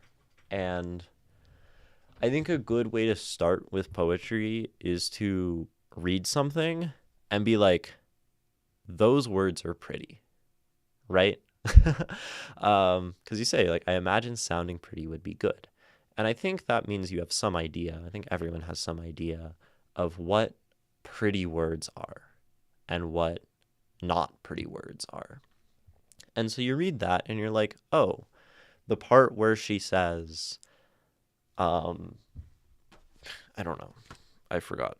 The part where she says, the bodies of the flowers. I thought that was kind of beautiful. And you can be like, okay, well, why did I like that? Is maybe a question worth asking. Like, oh, she's describing flowers as having bodies. That's new, right? That's not how one would normally describe flowers. They normally have like stems and flowers and elite petals, stems and petals and stuff. So we're sort of like, you start to identify, I guess, that like, this is hard. Wow, I haven't been in that spot for a while. But I guess you identify what you like. And you don't have to know why you like it or why you don't like it, right? Identifying like, oh, the poet wrote this and I thought that sounded like kind of corny or stupid. Like that's allowed. You can read a poem and think that line sounds stupid. That line sounds good. But I think the first thing to do, I would invite you, is to read something, read lots of things even, and say like, I thought this part sounded kind of cool. I thought this part felt a certain way. I thought this part, like stirred something in me. And that will at least get you like engaging with poetry. And like the more you read it, the more you'll start to like, understand like the conventions of poetry, like rhyming and assonance and alliteration and stanzas and all of these like technical terms, right? But start with vibes and a page and underlining stuff. And very, very simple annotations, I think, are nice. Um, and you don't have to know like why you like something. I'm gonna show you another poem I wrote a little bit more on, right? I do this on my own time. I was reading this poem and I was going through, and for various reasons throughout, I was like, oh, I'm gonna underline this. You know which day which sun golds. I was like, that's interesting. This person like repeated those sounds and those words. Um, I have a big arrow here because I'm like, oh, they connected the idea from here to that part of the poem. That's cool. That like those things connect. That like those ideas come back later in the poem. And then the next step, once you're, I guess, familiar with noticing things in the poem and being like sensitive to the poem, is then you can maybe ask like, why? Why do I like this? Why do I dislike this? What is the language doing on the page that makes me feel this way? Right? You start with noticing the thing. Because if you can't even like, if you're not even familiar with like, uh, you know, picking out little points of interest in the poem, then you're just going to be looking at a wall of text that's very like difficult and impenetrable. But if you start to at least be able to read it and kind of enjoy it, then you can move on to like being critical and starting to like take understanding from it. And then you'll find that you're going to start understanding poems more because you're going to start being critical of them. And then having a better understanding, you might feel more, you might notice more. And when you feel and notice more in the poem, you have more things to be critical about. And if you do that for a while, um, you might start enjoying it. You might enjoy it at the start. I hope you shouldn't do it if you don't like it, right? But like, give it some time. You'll like it more and more, I think, the longer it goes. What are the styles or like genres for poems? Yeah. And that's a great question because it's like, what do you go read first? And I would like one way to think about this is not to think about like genre. Like genre is fine, fantasy, sci-fi, but poetry can be a little bit different. And one thing that I like to encourage people to do is to not think about genre first, and instead to think about topic, right? A lot of times people talk about poetry and they're like, oh, I like poems about nature. I like poems about religion. I like poems about the city. I like poems about, cosmic stuff. I like poems about the body. I like poems about feminism, right? And if we move to this idea of topic, then you'll be able to, like, I don't know, like anything else that you like, sports. You very much can look up poems about, I don't know, baseball. They probably exist. You can look up poems about love. You can look up poems about nature. You can look up poems about whatever. And I think what this serves to do is then you'll be reading poems where you do have a point of context. Where like you're like, "Oh, I understand this topic. I can like start to understand this person who's trying to write about this topic I'm already familiar with, but like write about it, but sound pretty." And that might help you relate better to the poems themselves, right? And then like genre is kind of hard in poetry because we also talk about like, like periods, like artistic movements where we have like, I don't know, like the Romantics. but they're not actually about romance. We have like the Beatniks, which is like, you know, a group of guys from San Francisco, basically. We have like the, I don't know, the Symbolists or whatever. And these are maybe like what we would talk about in like a critical sense as poetry genres. I think this would be like really unhelpful to recommend to like a new poet because like there are romantics who will write about love, and there are romantics who will write about death, and there are romantics who will write about a whole million host of things. There are beatniks who will do the same, and there are symbolists who will do the same, and there's modern poets who will do the same, and there's slam poets who will do the same, right? So as a beginner to poetry, I think look up, you know, poems about X, poems about something I enjoy, because then you'll be reading about something you like. And even if the genre is unfamiliar, and even if the, um, you know, lexicon is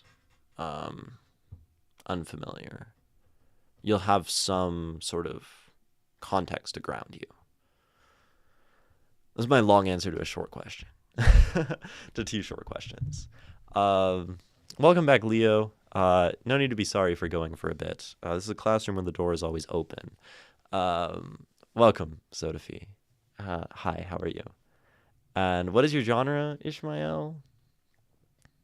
I mean, like, we exist in the modern era. I think I would say we exist in the digital era. I don't think we really have, like, I mean, like, there are, like, I feel like art in general is in a really weird space where, like, genre is something that's dissolving across all forms of art, where you'll have people making stuff that is, like, neo-romantic, but simultaneously, like, deeply modern and free. Um, and I feel like the only thing we can really say is that we are in like the digital age of poetry and the digital age of art, and that means like many things blend. Um, I'm glad you're okay, Sophie. I guess okay is just okay. um, what genre is this poem giving? I mean, again, like I sort of like denied genre. We have like period and topic, right? And like, you know, you're talking about the cosmic, you're talking about love. You, but like, I really struggle actually when people ask me like, what kind of poetry do you write? Or what kind of poetry do you like to read? Um, because like with all the poetry I've read, I feel like genre is not something we have a good collective language for as poets. We have eras, but we usually only talk about eras of poetry in the past tense, right? We define those as historians and as critics of art rather than in the present time, where we're just like in an age where stuff is happening and we're always kind of making art impulsively because that's what art is. And then we go and define it later, right? I think someone might define your poem, I don't know, like obviously a lot of your work has the influence of your cultural context, and like probably the fact that you mention and include like Islam and Christianity and like that sort of Abrahamic melting pot into your poetry is like a very important like genre thing for you. Not really in this poem, but um and like a topic thing. But you know, it's like hard to really define that. Since stream started at 2 hours, since stream is at 2 hours, will you be ending after this? But maybe I mean, I'm really quite tired, and then sometimes there's this point that I hit around this time where somehow like I get so locked into the stream flow state that like the tiredness evaporates from my body and I just like want to talk about poetry again. Um and like it's weird how that happens. But we're still on like Ishmael's poem sort of, but we sort of just took a big tangent. So we'll definitely come back to this poem right now and I'm going to read it again and I'm not sure how much else. Oh, you had a question. Ishmael. That will take us back to this poem. If I may, my question would be, what are my poems at oh wait are my poems at least half understandable for most people? I like writing puzzles, but I don't want to bore people. So I have multiple ways to answer that question, Ishmael, right? There's a very tricky phrase that you use in that is most people. Because no one is most people. No individual can be most people. Most people is the like statistical dilution of the individual, right? And I cannot speak for most people. I read poetry as me. I really have no idea how other people read poetry, right? And sometimes I wonder if I'm the only person in the world who thinks about poetry the way that I think about poetry, and that I'm just like this weird, like, wacko crackpot who scribbles all over poetry in my like schizoaffective Twitch stream isolation, you know? Like this this may be the case, right? Um, can I ask for character name suggestions? Chat when is you can ask it at any time, Prolio. It doesn't really matter. If I'm talking about poetry, those sort of like side conversations, I usually don't engage with them personally, but then like other people often do, you know. Um, hey, that's a great answer. Call me PP. It shouldn't matter. Um, yeah, I mean, I I like your impulse to challenge the question, right? To challenge the question itself of should we even be asking if our poems are understandable for other people because if it's a passion, if it's a fun hobby, if it's something you get value from, then like should it matter if other people can understand our poems? I mean, that's like a big question in art. Um and that's like incredibly um uh a wise response there, right? Um do we write for others, right?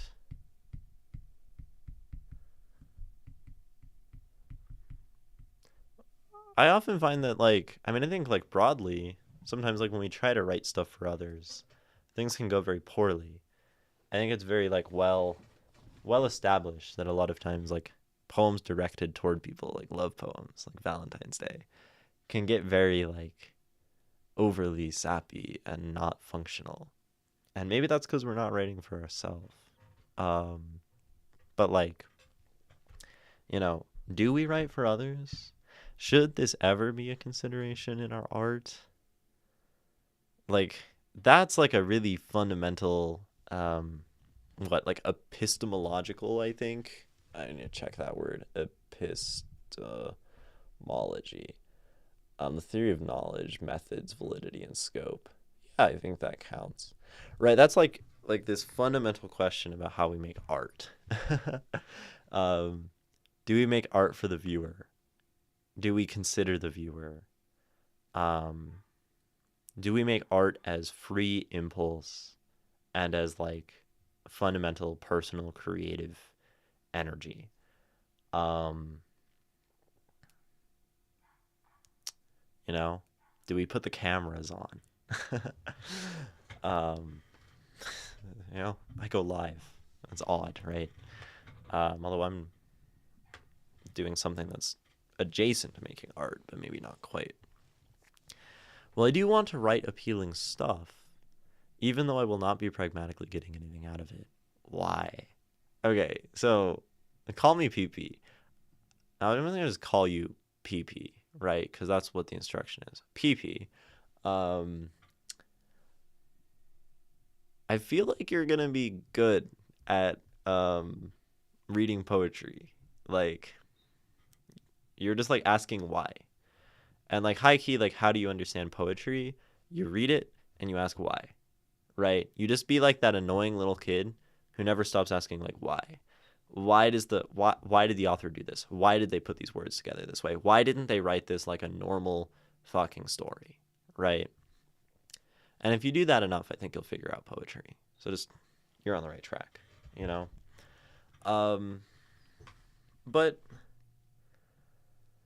you know, I think I will like entertain the original question from you, Ishmael, because you asked it and I want to answer it. And I don't just want to like go down the sort of pedantic rabbit hole, even though the pedantic rabbit hole is a very important one to go down and a very valid conversation to have and something we should all like think about for sure. Um, so then the question is, are your poems at least half understandable for most people? I like writing puzzles, but I don't want to bore people.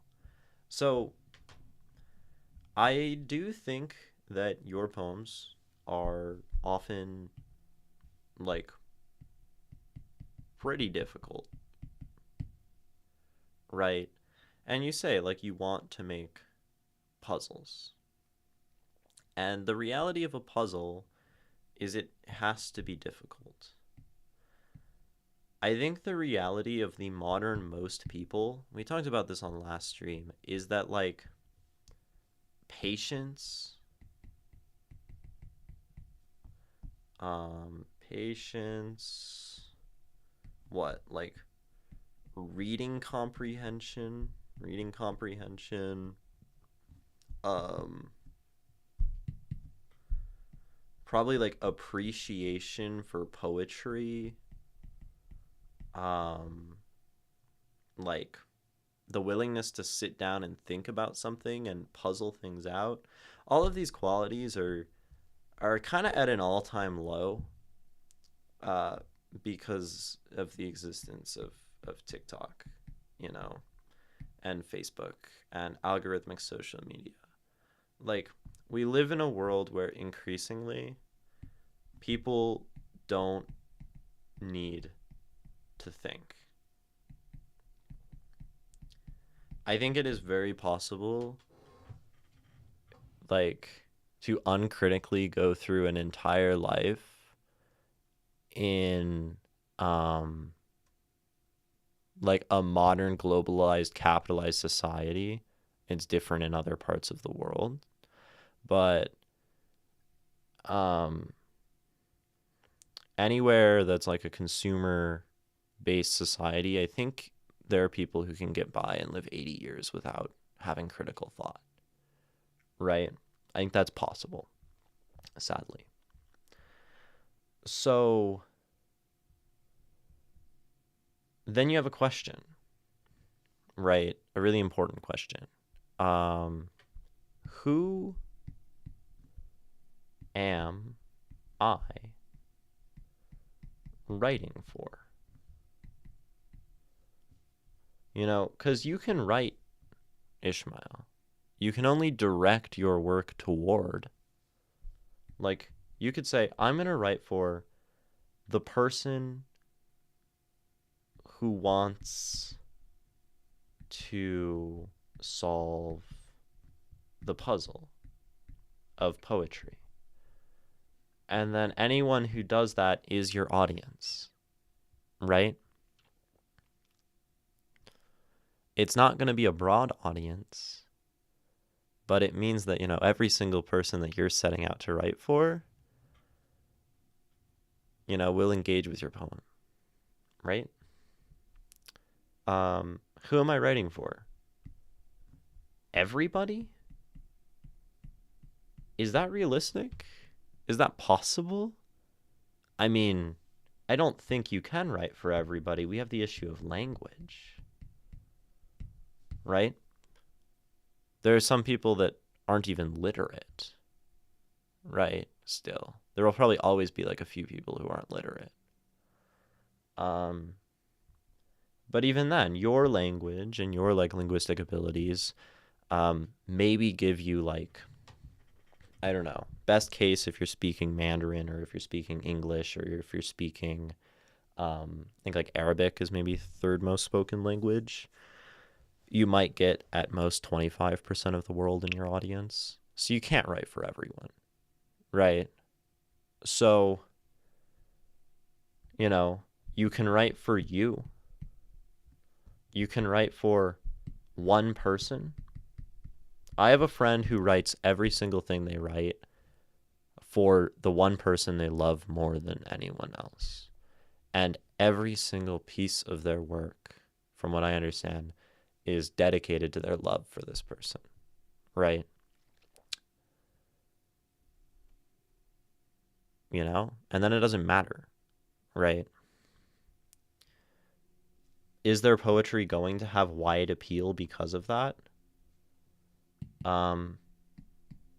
Maybe not, right? But like, if you don't know this, then this becomes a very hard question to answer. And I'm going to have to answer no. Like, your poems are not accessible to most people because linguistically, you lose 75% of the world. Intellectually, you lose children, right? And a bunch of people who just like didn't graduate high school. From a perspective of attention and time, you lose another half of the world because they never have the time to pick up a poem because they go to work and they're in poverty and they do not have the luxury to appreciate art. And out of that remaining people, you're going to lose another 25% who just don't vibe with the stuff you're talking about. Out of those people, you're going to lose, whatever. We're down to like,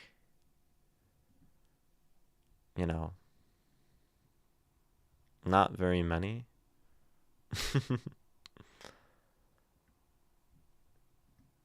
So there's a question of realism, I guess, right? Who do you write for?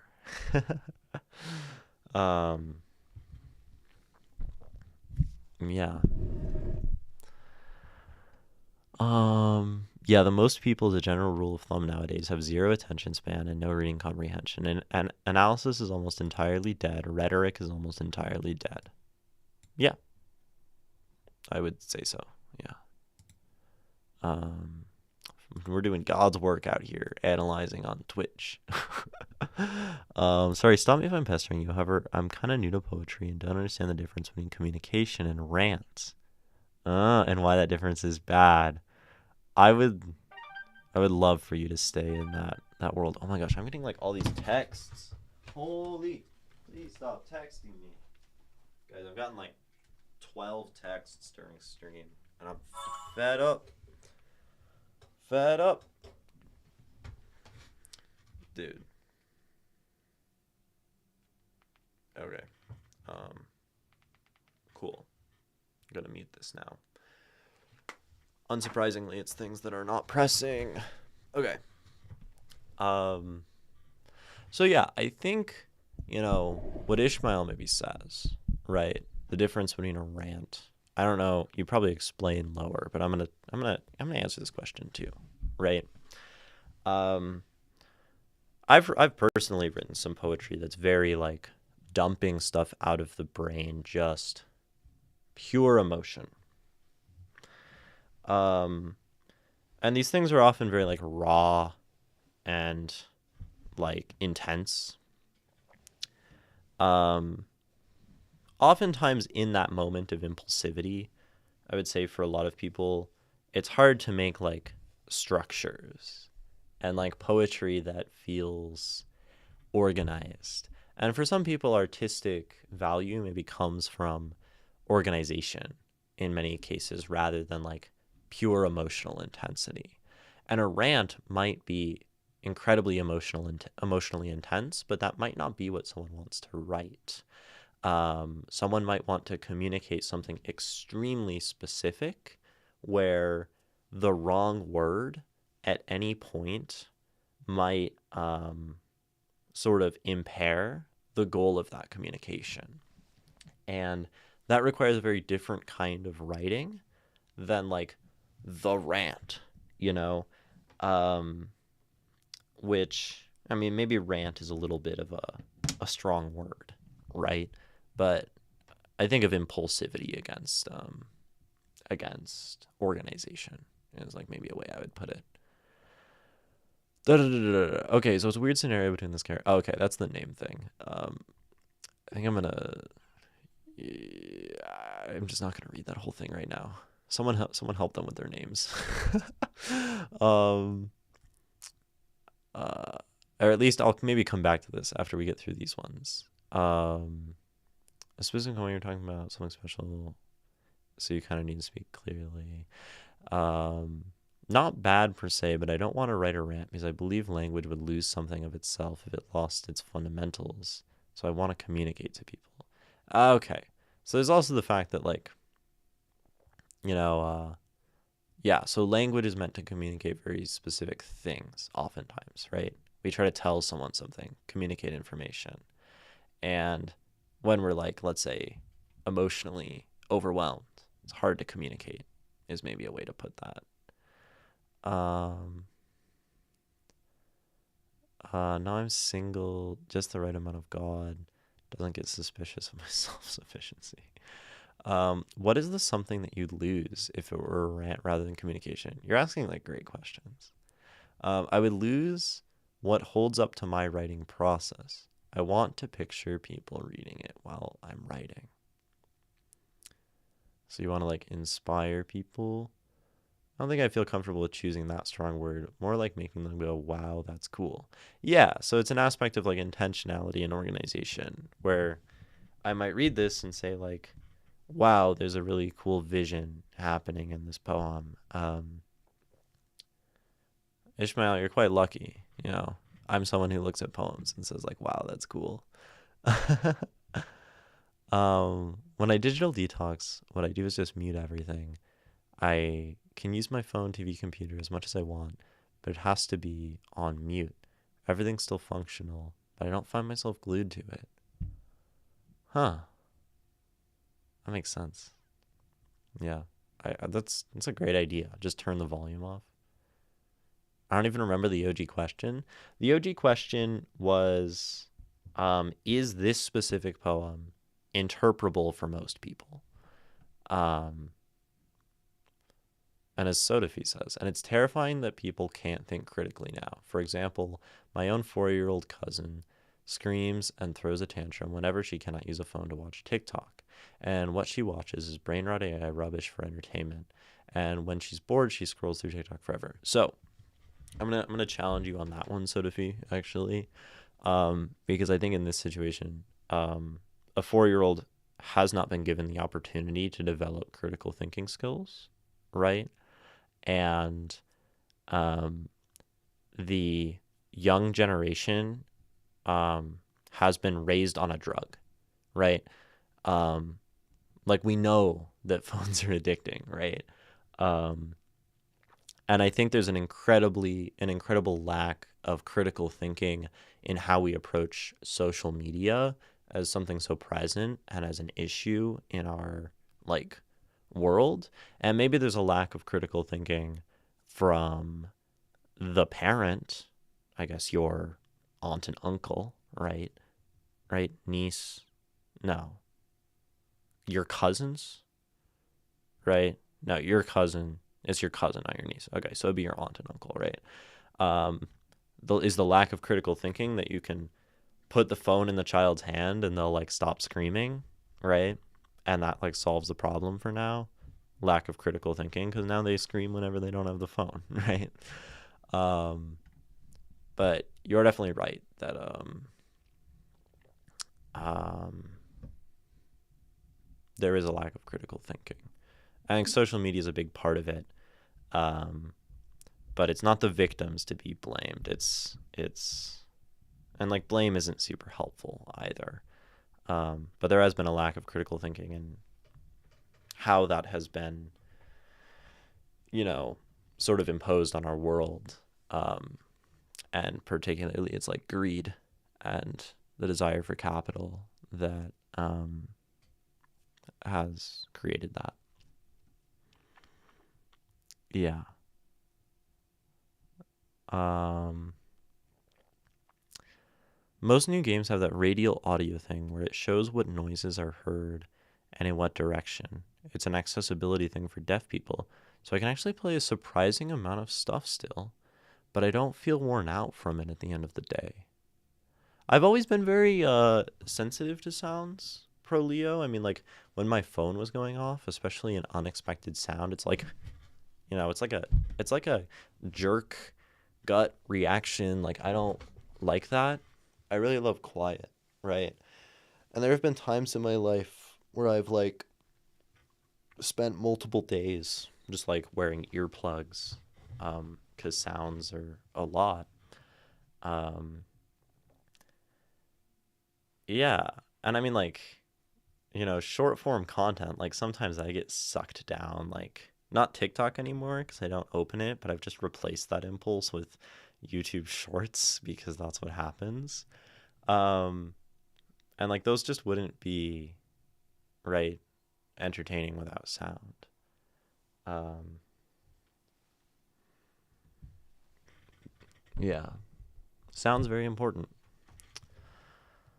Um, yeah. Now my uncles are badass. Uncles? Yeah, they are badass.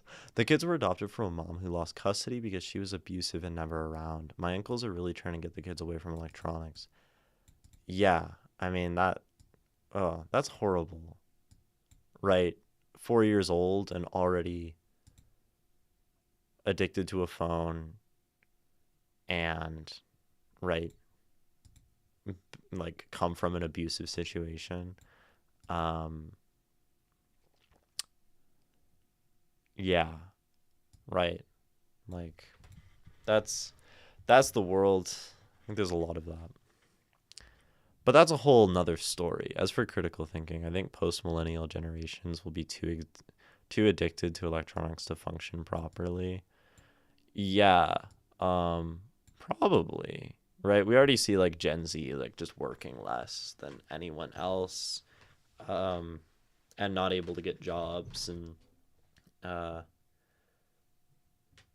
it'd be sort of funny if like I don't know, like global economic decline is just because we're all like crack addicts, you know? I'm also Gen Z, and like I am too addicted to electronics to function properly sometimes. This is why I've been thinking a lot about cameras and being observed and what it means to watch other people put themselves on cameras and like um and like the whole idea of being perceived has really been messing me up lately. And then the idea pops into my head. I'm like, well, I'm being perceived anyway, and like, and even like people will like, let's say online, like sexualize me, and I'm like, oh, well, I should just like take ownership of that perception of me and like start an OnlyFans. I'm like, that's a terrible idea. That's actually a terrible idea. But there's this like whole fetishization of like being seen and seeing other people and like the consumption of time. And it's all very uncomfortable, right? When I'm falling, the first thing I do is make sure my phone doesn't get harmed. Yeah, yeah. I wrote a love letter once, but it was in a wax seal letter. I sent it to an ex in Seattle. Also, I don't have it. Yeah. Um. I have a friend with whom I write letters. Oh man, I was supposed to send a letter, like, dude. But again, like, I have multiple letters written that I haven't sent. We try to do like a letter to each other each month, and we just do like a running letter throughout the month and then send. Um, and I was supposed to send the stuff from January, but I guess I'll probably just lump them in with the February stuff. And I haven't been writing that much to them. I mean, it's so hard. Like, it is a battle that must be intentionally fought to um like not use online. February phones are much more breakable on a fall than a human. Little scars will fade, but a new phone costs money. Yeah, but it's like, right, that means you're like, I mean, you could break a wrist, right? And then it's like, is that the prioritization of, you know, I mean, a lot of money, right? Like, I don't know, phones are like $1,000 or something. Um, but like that over like maybe one's physical safety. Like any amount of harm is like harm to your body, like harm to you. Um, and like we live in a society that values wealth, capital, I want to use the word, over bodies, right? We value value over us. And that's terrifying. Yeah, as a fighting game player who's femme presenting and biologically a woman, I've been sexualized quite a lot. I bet. Um, that, yeah, probably, I can't even imagine.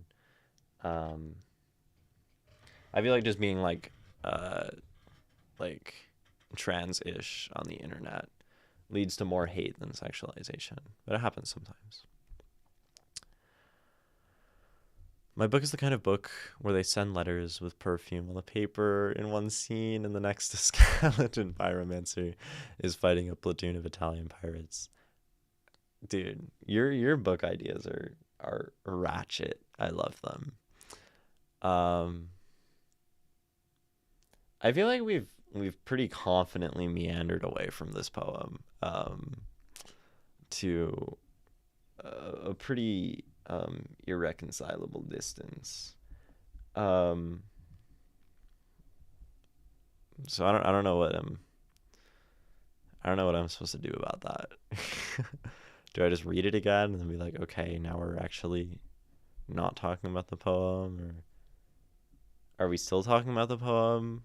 Do I ask if anyone has other questions? Do I ask if Ishmael has another question about the poem and then it can turn into another like half-hour conversation? That'd be good. Oh, I guess there's an ad break coming up. So what y'all will do is stand up and get away from the screen and don't open another screen and do something. Lay on the floor and stare at the ceiling for 3 minutes. Or stand up and move. Walk. Don't look at a screen. Rest your brain, your mind, your eyes. And we'll come back in 3 minutes and everything will be better. The world will have solved all its problems, right? That's the idea. Just close your eyes and things get better.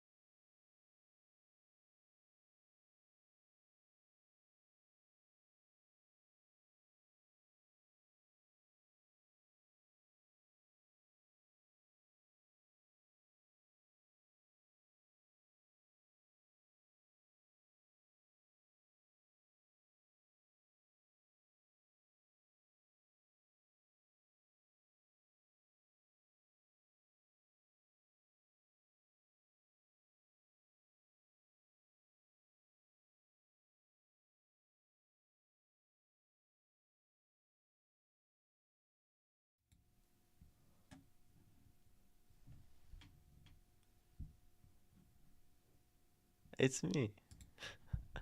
I'm back. Um, did anyone actually stand up and stop looking at a screen? I did. I hope you all did. If you didn't, shame on you. It's good for your body to stand up and move. Uh, every hour, apparently. Helps you not die. And, you know, if you didn't, so be it. um, you know. Anyway, I'm back. Uh, uh, uh, uh, uh. We're kind of reading a poem. um, I often try to have them end cleanly and not meander too much, but when I'm tired, I think I just have like less control over how to navigate the conversation. I love just answering all the questions that chat has. Like that's usually the answer when I'm tired is just to talk to chat because then I can just like say stuff, and oh shoot, big message. This is exciting, right? Now I can I do like your poem, Ishmael. Like I can tell that I like it and that there's some really cool like emotional stuff and I am exhausted, right? It's a broken phone. Is a broken phone which costs money or neck injury from falling and getting whiplash, which also costs money, unfortunately, more important to you. Because if you get a tear in one of your vertebrae, that will cost several thousands of dollars in the US. And a phone only costs about $1,000. Speaking from experience here, plus personal safety is far more important than an electronic device that'll be outdated in less than a year. I mean, I'm not gonna nitpick. I'm gonna nitpick. The outdated thing is just a narrative to get you to buy more phones. But yeah, I think that's absolutely right that you know like priorities. Oh, you did quote it. You got me. One step ahead. You win. My reading comprehension sucks. I'm a brain rotted Gen Z. What can I say? Um, yeah, I mean, like, we as a society value many things over human well being, right? Like, from a structural level. And I think that gets passed down, those narratives get passed down to the individual level, where it's just like we understand that maybe human life isn't valuable in this world. Um, and so it becomes almost automatic to like place our value in other places. I do think it is like a conscious reclamation at this point, probably, to say that like human well-being is valuable and like mean it and like live that in a world where like everything is built on like exploitation and death and bad things, scary things. um I don't know, it's a lot to reconcile with, like, and it's hard to blame the people who, like just smoke weed until their brains melt and rot on TikTok and get their septums pierced. Like I, I'm be- I have personal bias against that specific kind of person. That that's just we'll not dwell on that, I guess. But like anyone who just like drowns it all out with something, or the person who like shoots up heroin or drinks alcohol, like to like find oblivion, because like I think in a lot of ways like we live in a world that is worse than oblivion, right? Um, with suffering and with human, I mean, just like the lack of consideration for human well-being. Um, right? I mean, like governments run by pedophiles and the rich and wealthy having all the power. I don't know. These things are bad. Um, Genocides, just like they did it, right? We don't really hear about Israel Palestine because Israel kind of just like they got what they wanted, you know. um, like I don't know, the hell on earth narrative is quite compelling, you know.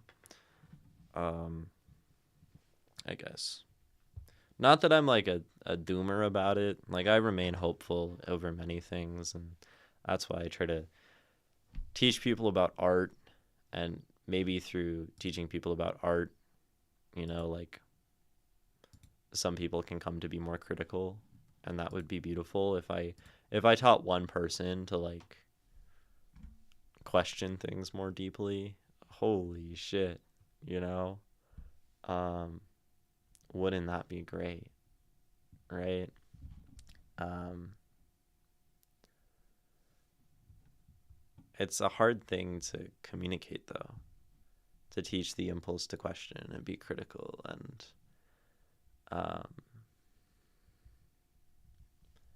you know, not succumb to the drugs of modern existence and convenience. Everything's just dangerous. Man, it's Valentine's Day. Imagine if I had like a lover to rest my head on and tell me that everything would be okay. Wouldn't that be nice? Wouldn't that be nice? I don't have that. I'm and I don't really want that, honestly. Um, like it would be nice, but also I just don't think I don't know. I've had a troubled relationship with the idea of love in the last year or so. I don't know. Love is really difficult for me. um like I don't really know what it is. Like love. So it's really hard to like I have some ideas about what love is not, but that's not really enough, you know.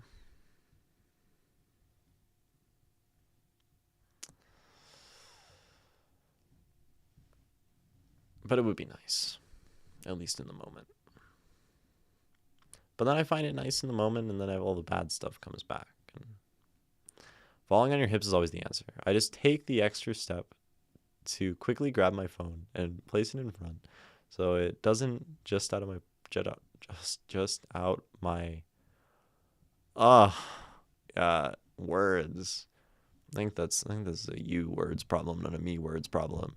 I just take the extra step to quickly grab my phone and place it in front so it doesn't just my pocket and go boom.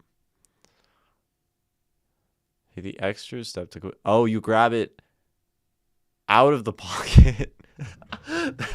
I don't know how you have that reaction time. That seems wild to be like. I don't know if that's a bit.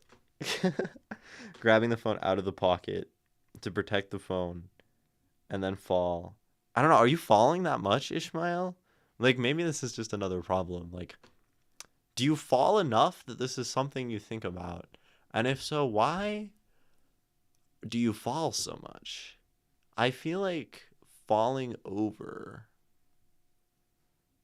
I mean, correct me if I'm wrong, is not a common day-to-day experience.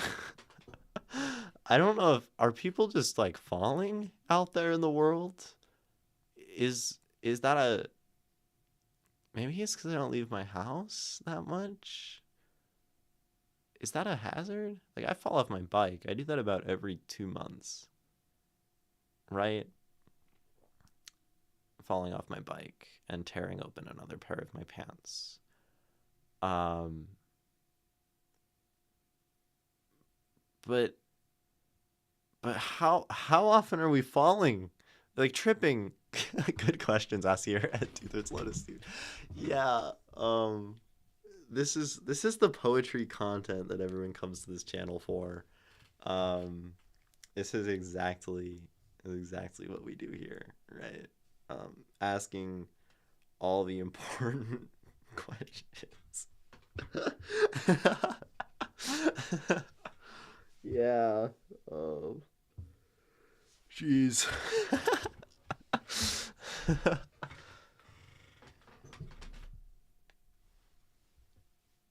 When was the last time I fell over? Like, I've fallen probably on. I mean, like I rock climb, so I fall off of walls and rocks and things, right? But I don't have my phone with me. Maybe we should just y'all should just be getting phones that cost $80, not 1,000. You know, like this is the way.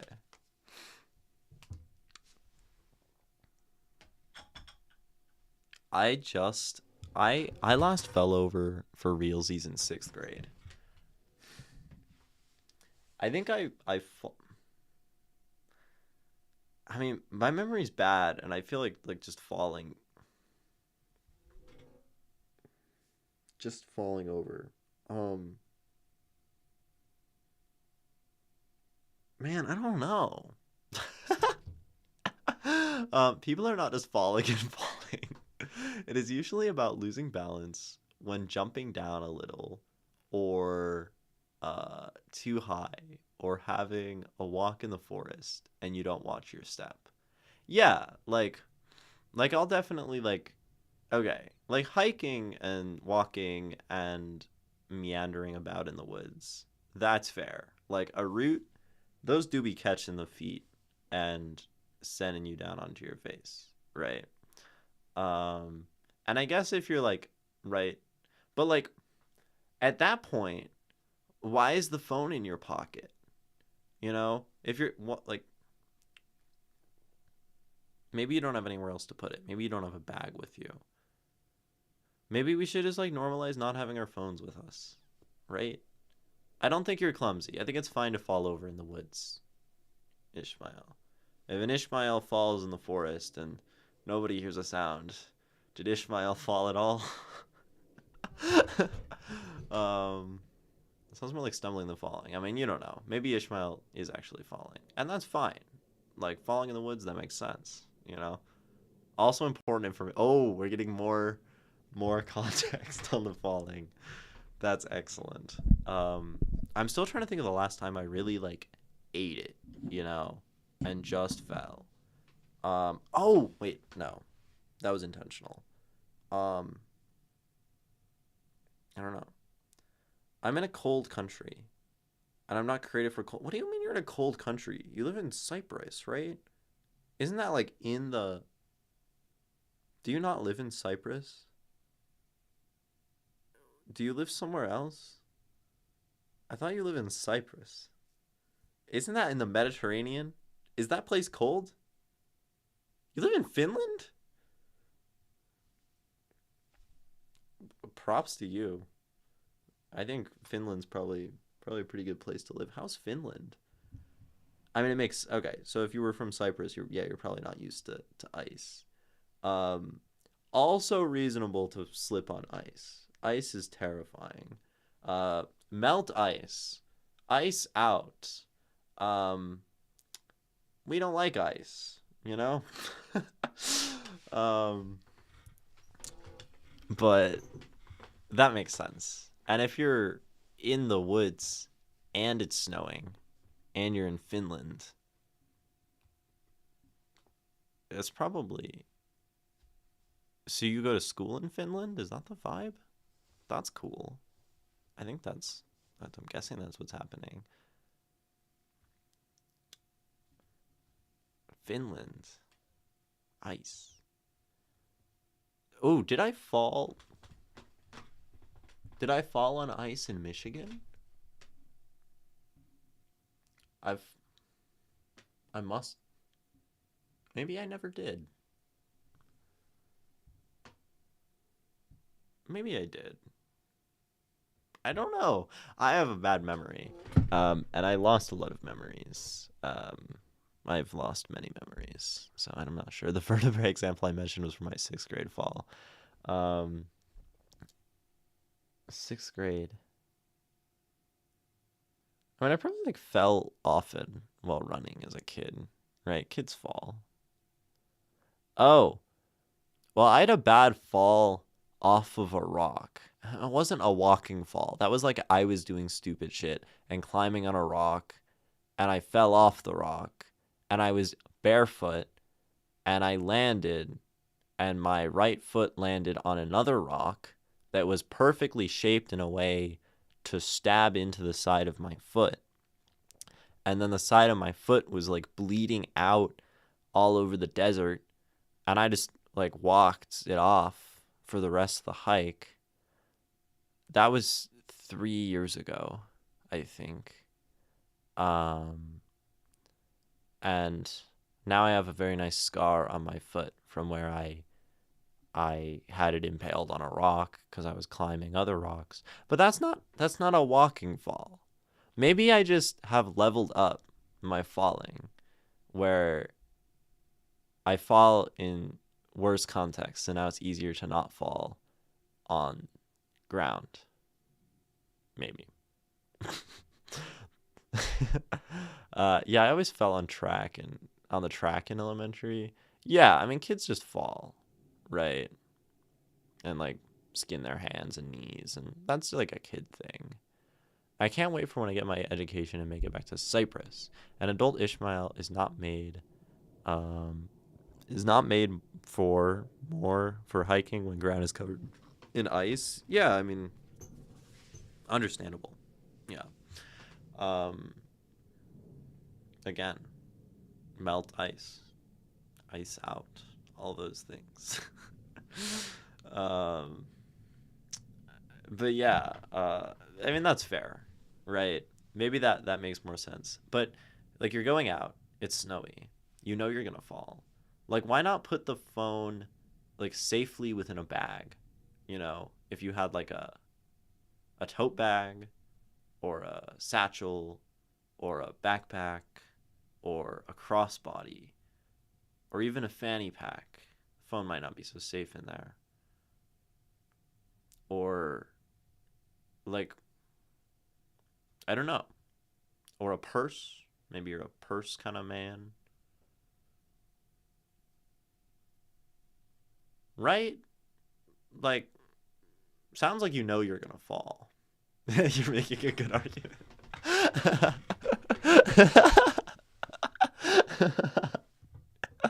Maybe you should get some like skateboarding shoulder and knee pads too while you're at it, and then you can keep your body nice and safe, so you don't do some crazy shit to your vertebrae like Sodafi did in sixth grade, and then, um, but at least you're in Finland, right? So your medical bills aren't gonna be so bad, right? I've heard they have less exorbitant medical expenses than um, the greatest nation in the world, the United States of America.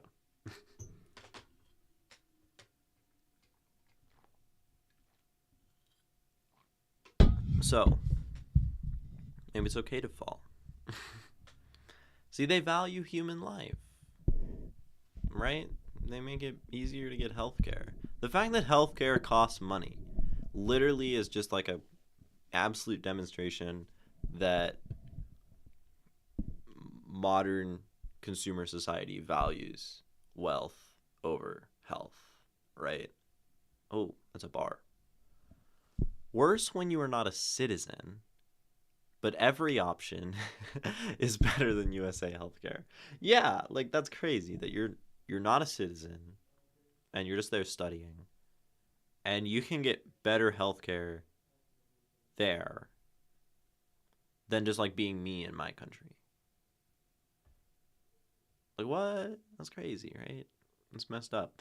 Like, the reason I still have a deviated septum from when I ran into the wall as a child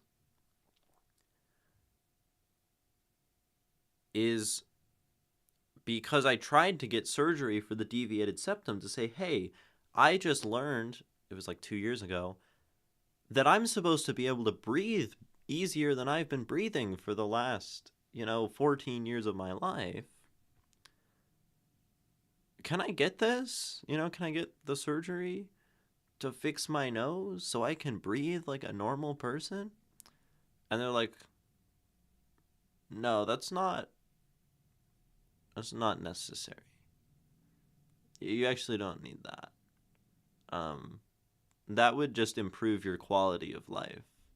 And improving your quality of life is not medically necessary because you're not going to die from it.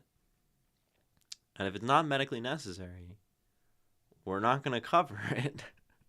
And like I have I'm on my dad's insurance and he has like a real corporate job with like really fancy schmancy insurance, which is, like the reason my mom getting cancer didn't like bankrupt us, right? Um, and like that doesn't cover my nose getting fixed, you know? Um, messed up, messed up stuff, you know? Kind of thing that, yeah, I don't know. This place sucks. Um, and most people just don't have that healthcare, and lots of people just don't have healthcare. Toppled, not topped. My bad. Oh, wait. I got injured because two girls got in a fist fight and topped me. I didn't even notice that message at first. I would have just missed it. Um, hey, that's a wonderful awakening. To get in a fist fight with two girls and get topped. um, okay, wait. I got injured because two girls got in a fist fight and toppled me over, then fought on me. Yes, you read that. Like, were they standing on your body while fighting? Or were they, like, kind of like wrestling, fighting, ripping at each other, like just on top of your body? And were you entirely unrelated to the fight and you were just standing like too close? Like you were just caught in the crossfire of their bystander? Dude, that's crazy. That's insane. I've never I've never been in like the vicinity of human combat, of fights, or I've never been in a fight outside of like, you know, like martial arts, which I did as a young person. Um, like I was just walking to my classroom, dude. That's like traumatic as fuck. That's like wow. Like my school is a war zone where I can just like two people can randomly come out of nowhere and like fight on top of me. That's messed up. um, so they were so were they fall kicking each other while laying on you? Yeah. Dude. Messed up. No, not that. Yeah. um yeah, imagine if they were like straight up doing WWE. That would be funny. Um I think that's like the WWE thing, like the big dramatic aerial wrestling attacks.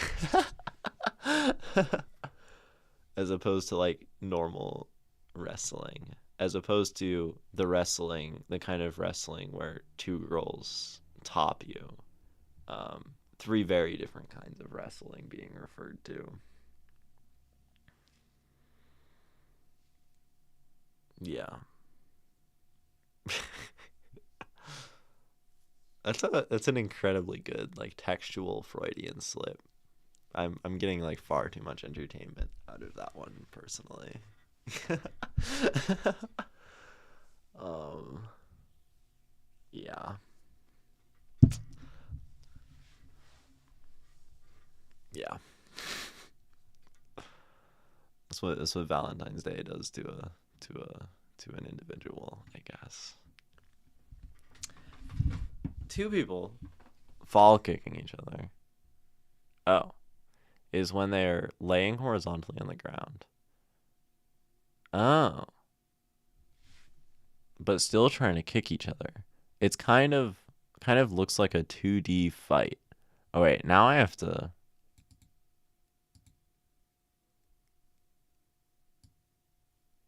fall kicking. Copy. I just want to see a picture because I can't really conceptualize that. Um, no, not getting any. I'm seeing like pictures of people in fall kicking leaves. I guess this is not a common term. But that sounds entertaining. But yeah, I was like 10 or 11 and these girls got in a fight over some random boy. And then I got whiplash, hooray. That's awesome and super cool. That sucks. That's lore though. That's fun lore, I would say. Oh, I'm I think I'm done streaming. uh what a what a what a stream. What a 3 hours to be alive and sort of talk about poetry. Um I don't know.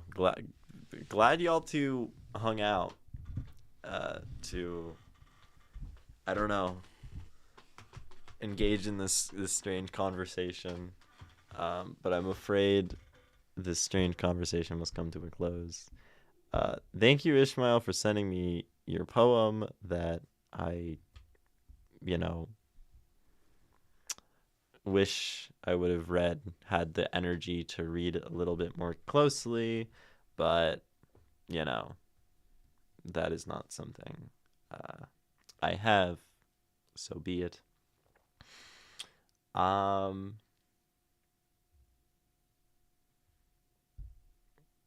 but thanks for sending the poem anyway. And